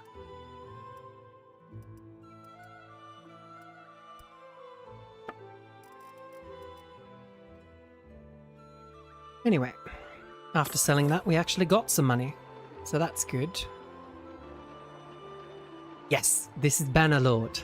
I gather you've played it before, Marcus? Ransom the prisoners. Get a little bit of money. Those looters are worth shit. Ah, yes, okay. So, the other way that you can make a fuck ton of money if you are good at combat and lucky, because sometimes you can get some very bad matchups. But if you ever see this, never got around to one. I played Warlords, and of course, nice. Controlled the Winged Hussars. Yes, Fire and Sword is probably the only Mount and Blade game I haven't played. But I do own it, I think. I'm pretty sure we own all of them. But anyway, sidetracked. If you find in a major city that there is a helmet icon, it means there's a tournament going on. Now, one of the best ways I've found to make money is by joining the tournaments. Because you will get a tournament prize, but you can also bet on yourself. So for instance, as you can see here, we've got normal tournament rules. Normal tournament rules, where basically everyone gets put in tiers, and then it goes from a 4-on-4 to a 2-on-2 to a 2-on-2 to a 1-on-1. So let's just watch this round for now to show what I'm talking about. The Britannian tournaments, you basically use, if I remember correctly, your own gear. So whatever you come in with, I think is what you fight with. I could be wrong.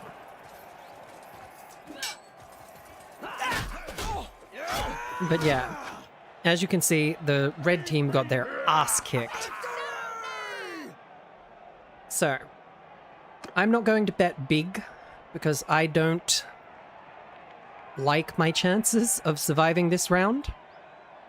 So I'm only going to bet 50 coins. If we do win, we'll get 200 coins. So, and pray for me. What did we get? Okay, so yes, it's not your own gear. You are brought in with items. Yep, getting double teamed here. Fuck you, fuck you.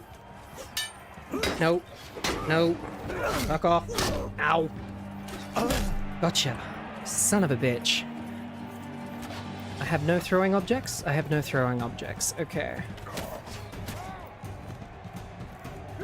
I am not the fastest person in the world. But I can knock you the fuck out! Oh, that was close. That was very fucking close. Alright, chat, what do you reckon? Should I bet another 50? If we bet 50 now, our likelihood and odds have gone down to 185 gold on the return. So the further we make it in each tournament round, the less we will get. I mean, it's only 100 gold. If we manage to win, we'll end up making 385 gold. It's because your odds are better. It's the same with horse racing. Like, if it is a horse that is shoo-in to win, it'll be a 1 to 2 odds. So meaning if you put $1 down, you'll get $2 back. So it's not the greatest money making on that sense. But that's why they always say, or at least the ones that have played Bannerlord more than I have, always bet your largest amount first, and then from then on, bet whatever you can. But for now, I'm going to go and try actually betting 100 this time.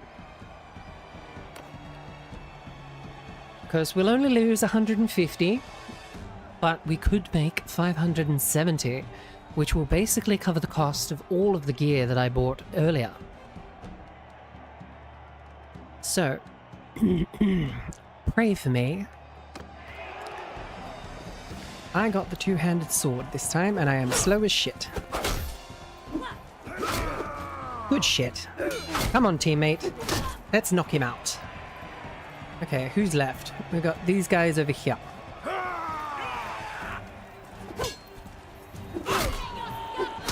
No. No showing me your skull. I'll just fucking stab you.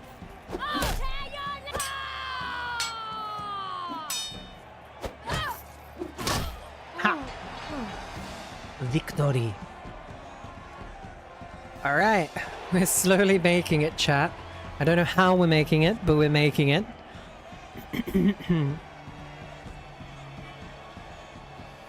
Yes, it's direction parry. So if you don't block the correct way with a sword, you won't get a defensive block. If you have a shield, it doesn't really matter. But yes. This time, if we bet 100, we will only get 209 back. So this time, I'm only going to bet 50. Because I'd rather only lose 200 gold in case we lose. So, let's pray. Where's our enemy? There it is.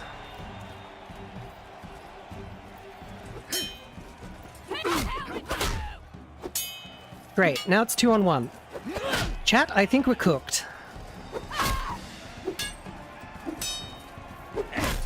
Keep using her as a human shield. Ow! Stab. Come on, come on.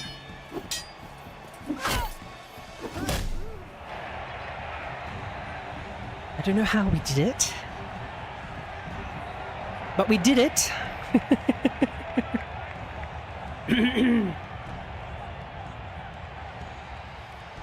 Now, I think because we were doing so well, and this will probably be hubris, but I'm going to bet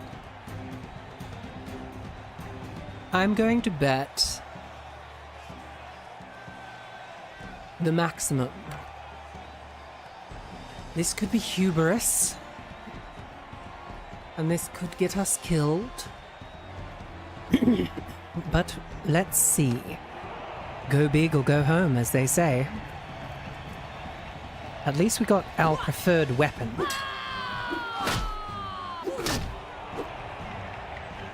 Key.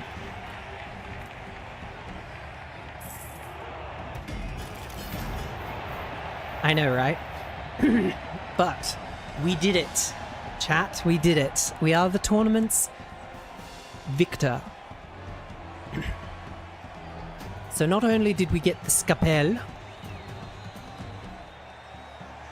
I know, right? Then again, he's folded in every single turn. Like, the only reason he made it so far was because he ended up on my team twice. But yes, we managed to get the sword, which is probably a really, really good sword. And we earned $869 in bets, which is really, really good. Yes, as you can see, it is a tier 4 weapon. It does 75 cutting damage, with a thrust speed of 90, with a piercing damage of 36. no, it's not in dollars. It's in dinari, if I remember correctly. The currency of the game is called dinari. Now, the question is, chat, do we sell it or do we use it? Because if we remember correctly, I do not specialize in one-handed swords. I could put a point into it. Now, rain raises an interesting thing. Now, you can, and I'm not hiring him because he just kept folding in every encounter. But, oh, he does have a decent one-handed skill though. No, we're not going to hire you, but you can hire companions, which you can then kit out like yourself. Thank you, Pumbaa.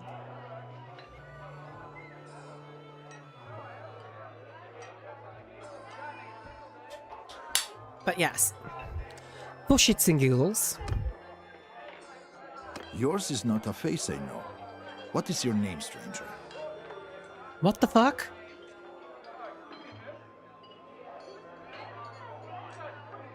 Yeah, you can't outfit your troops. I do believe there is a mod. I don't know whether it's for Bannerlord or if it's for Warband. But you can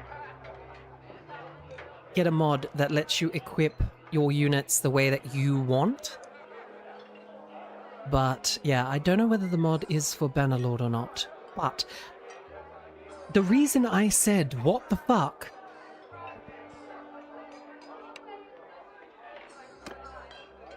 is he spoke. He fucking spoke. They've never spoke. Even the opening. They never spoke the opening. What woman wouldn't relish a husband smelling of half-cured skins slept in for the whole winter? Ugh. Nobody's going to believe you. I know, right? Yeah. So anyway, when you get a companion, they will ask you for money, because every companion will ask you for money. You can either accept it, or you can turn them away. Doesn't mean that they will forever disappear. Aggressive screaming and bonk, bonk, bonk, yes.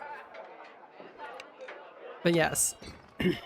And another thing about this game is the fact that you can actually visit the taverns and walk around and look, sit down, you know, talk to the tavern keep for some gossip, or even the tavern maid if she's not busy. No, you can even talk directly to the mercenaries. I don't think you just risked your skull in the arena just to use it.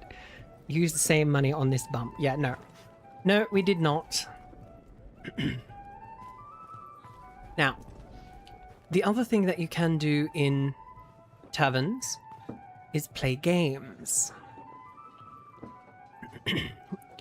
Greetings, traveler. Do you play Bug Chal? I reckoned a master of this game. I am reckoned a master of this game, the traditional pastime of the Britons. If you are interested in playing, take a seat and we'll start. Now, this is an actual game from history as well.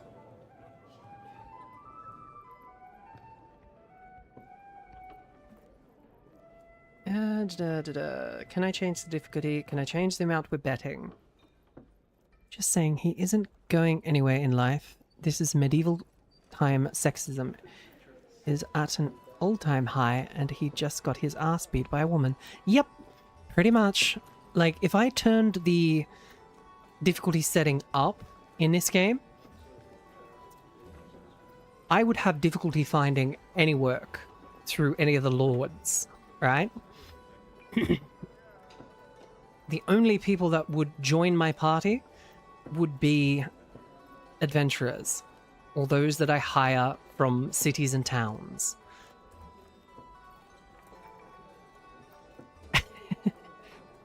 I think it's more so that he'll go easy on me, or he'll actually use his entire knowledge, sort of thing.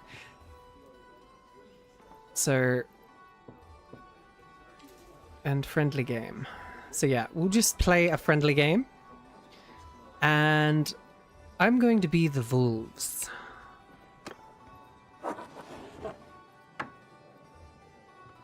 Now, if I remember correctly, is a game of sheep versus wolves. The wolves have 4 pawns that start on the corners of the board. Every turn, 1 sheep is placed on the board, and 1 wolf makes a move or capture until all sheep have been placed on the board. After all sheep have been placed, the sheep can now move on the board. Wolves and sheep move in the same way by sliding along the lines on the tiles of the board. 1 tile per turn. Only wolves can capture by jumping over a sheep to an alternative tile behind it. Capturing is also follows the line on the board. So for instance, there's no capture ability here. The wolves win if they can remove 5 sheep from the board. The sheep win if they can block the wolves so they can't make any more moves. Now this is a legitimate actual game from history. So we're going to take that one.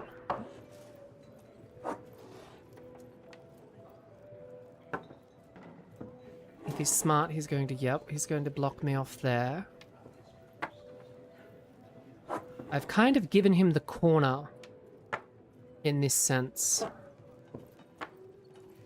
So he'll block off most of my ability to take out the outer sides. So what I truly want to do is not get blocked in, while also being able to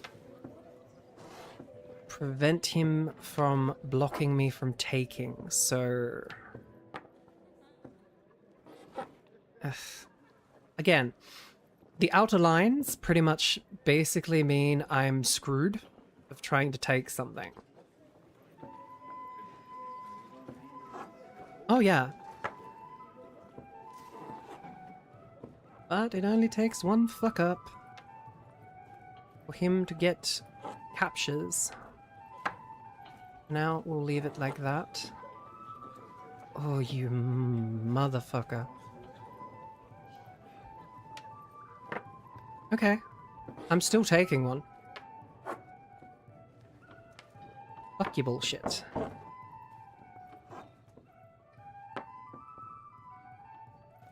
Thank you. This time I'll move back here.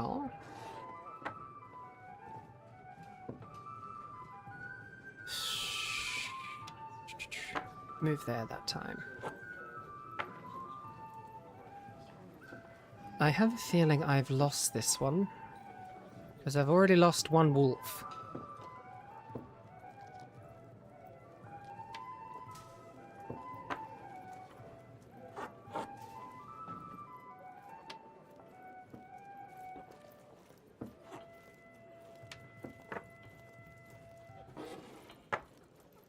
Ah, that was a bad move. That was a bad move.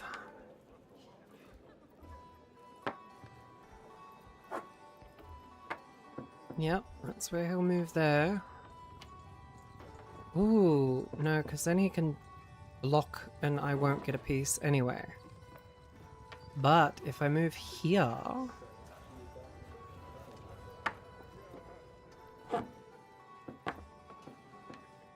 I can take a piece. But he's blocked pretty much all of my wolves. Shit. Shit on a hamstring. I said, move there. And now he has to move sheep. Oh. I noticed it too late, Marcus. Sorry. Oops. Crap. Now if I move, he's going to basically block that capture. But I've got to move, so... That's unfortunate. I have failed. Ba-da-da-da-da-da-da-da.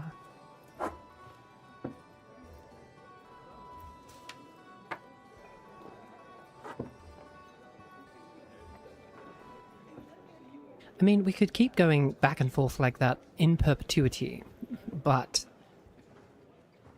I mean, if I move there, he's going to either move that one up or that one there. Which, if he does that, I can maybe get that, but that's only... I don't think so. I think it's pretty much until one of us wins or one of us calls forfeit. And as the AI, I don't think has a forfeit button. Okay, let's see what he does. Yeah, okay. So I knew he'd do something like that. So the only real kind of... I can't do that because if I move there, I'm pretty much fucked.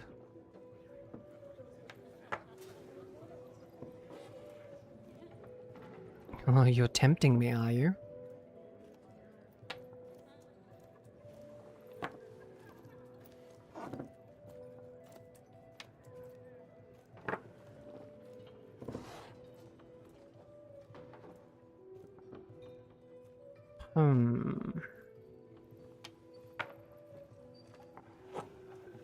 Crap. That's what I was waiting, not looking forward to getting. That's 4.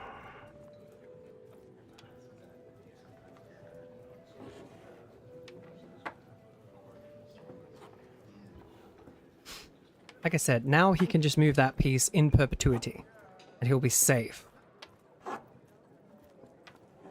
So I've either got to call forfeit, or he's got to try and...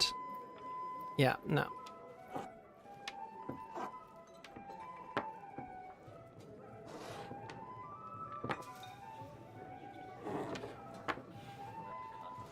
Yeah. There is no winning. And I was one piece away. Marcus, I failed you.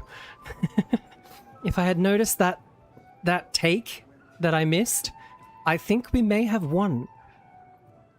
So my slow-wittedness has done us in, sadly. It would seem.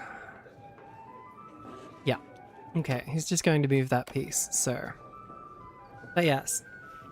And there's another game that is basically Capture the Commander that I think is a... Yes, I blame the dim light. Now, can we stand up? How do I stand up again? F. There we go. So yeah, there is another game, but I think it's in another town. Ooh, musicians. And many thousand bodies lay a-rotten in the sun. But things like that must be known from the kingdoms to be won.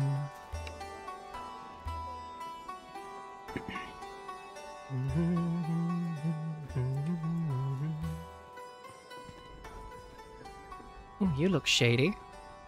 I hear Iron Skull Ruggan is going to sort it out with Aladdin. Hillian the Finger, once and for all. Ah, my apologies, madam. May I help you with something?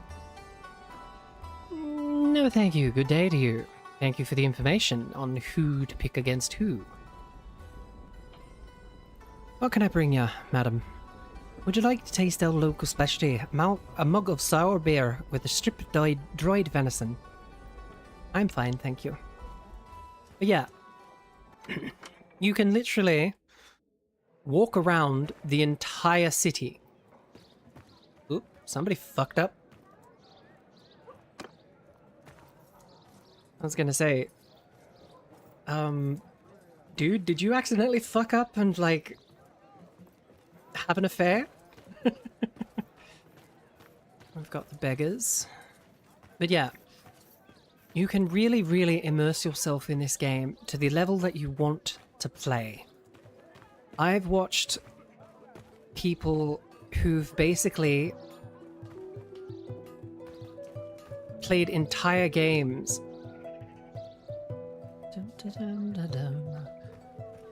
where they had to go into the villages to actually find things.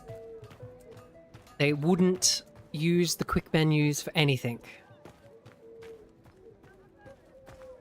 You know, and sometimes you can find little things in the back. Like, for instance, like, if I talk to these guys, I could start a backstreet brawl. You know? Or sometimes you can run into someone like this, and they'll tell you a little bit of interesting things. Like, if you purchased some hardwood logs here, and then went there, you'd make a profit. So you can find some interesting topics. Or you can go and see the Forge Master and learn how to do forging. But I tend to play just with the quick menus because that's just me. I'm a little bit lazy when it comes to that. You know? And We'll grab a couple of... Actually, let's see what the price of things are. So the price of grain is 12, which is pretty decent. So we'll increase our grain supply to 20 to give us 20 days worth of food. And I think we might buy... We'll buy 5 fish, because it'll increase our morale by 1 point.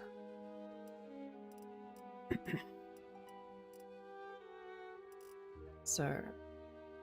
Oh, actually, no, we'll hold off on that. And we'll go and try and find some more brigands to fight. Test out that new sword, shall we? I may not be skilled in one-handed, but when it comes against a looter... Ooh, mountain bandits. Here we go. So these are the sort of troops... Is awake and hungry. I'm going to tend to her. I'll be back. Bring her with you. But yes, I hope you enjoy the food. But yes, brigands, like mountain bandits, usually have higher gear tiers. They also come with a higher risk, so always be prepared that you may end up losing some troops. Now, for this fight, we're going to be a little bit strategic. We are going to stick our troops in the thickest part of the forest to make their cavalry basically useless. Because it is very hard to turn in a forest and avoid a tree. So. I don't know whether it's an update, but yeah, something broke. I know you used to be able to get moved, but here come the cavalry, which hopefully will get absolutely annihilated by our archers.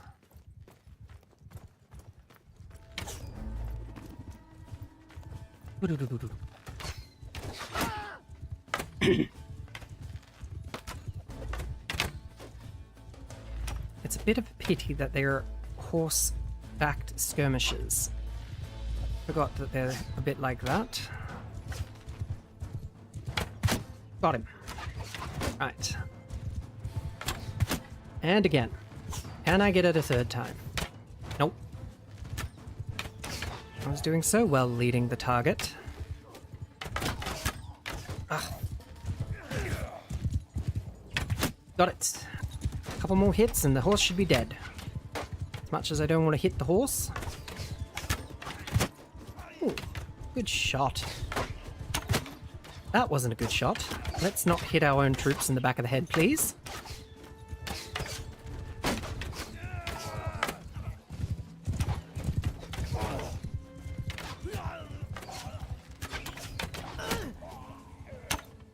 Infantry!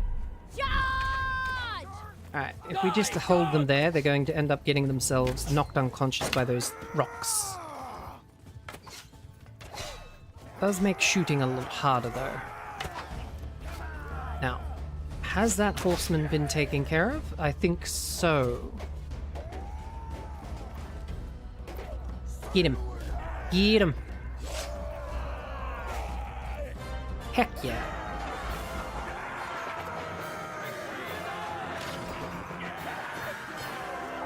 Ha. There we go. We even managed to catch some brigands.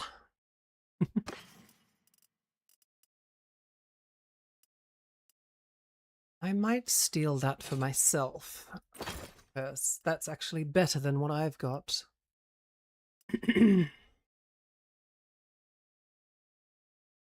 Oh, they weigh less and give the same, but no. We'll hold on to them. But yes, as you progress through the game, because we probably won't get to the higher tier stuff in this stream,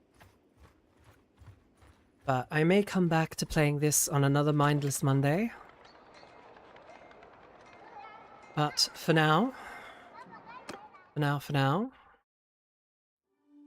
we will create a new save and call it Weavers.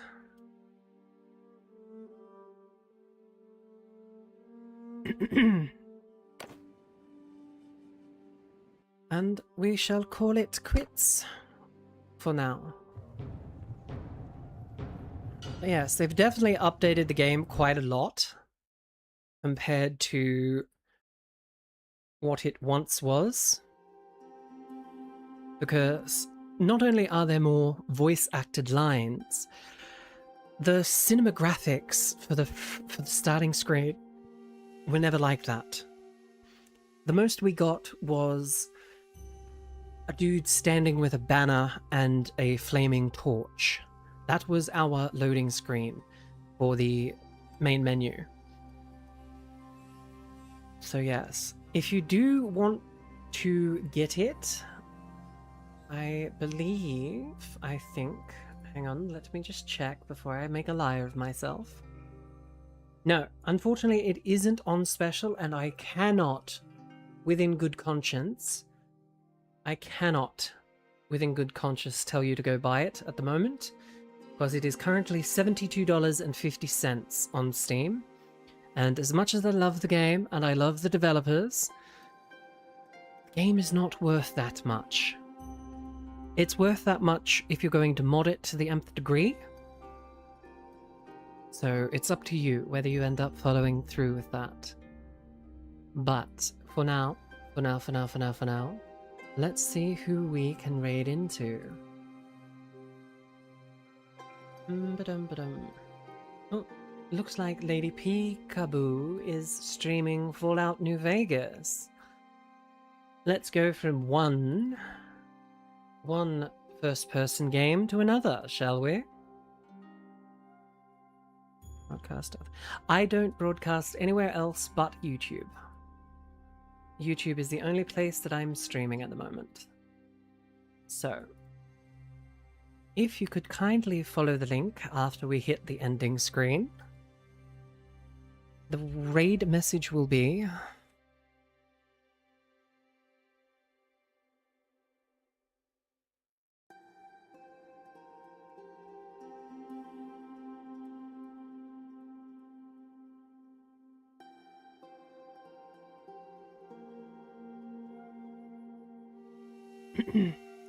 What do you mean? Where's the other person's comments coming from? Oh, do you have your chat set to live chat or top chat?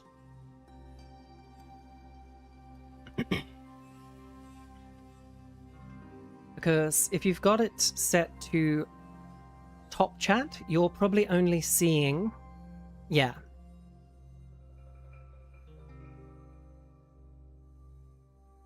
I don't know why either. That's why I always set my chat to live chat. I don't like the whole top chat thing. I don't care who's chatting the most. I just want to see my weavers. But yes, thank you all for coming, my lovely, lovely weavers. It has been a pleasure. And as always, I will see you next time. Goodbye.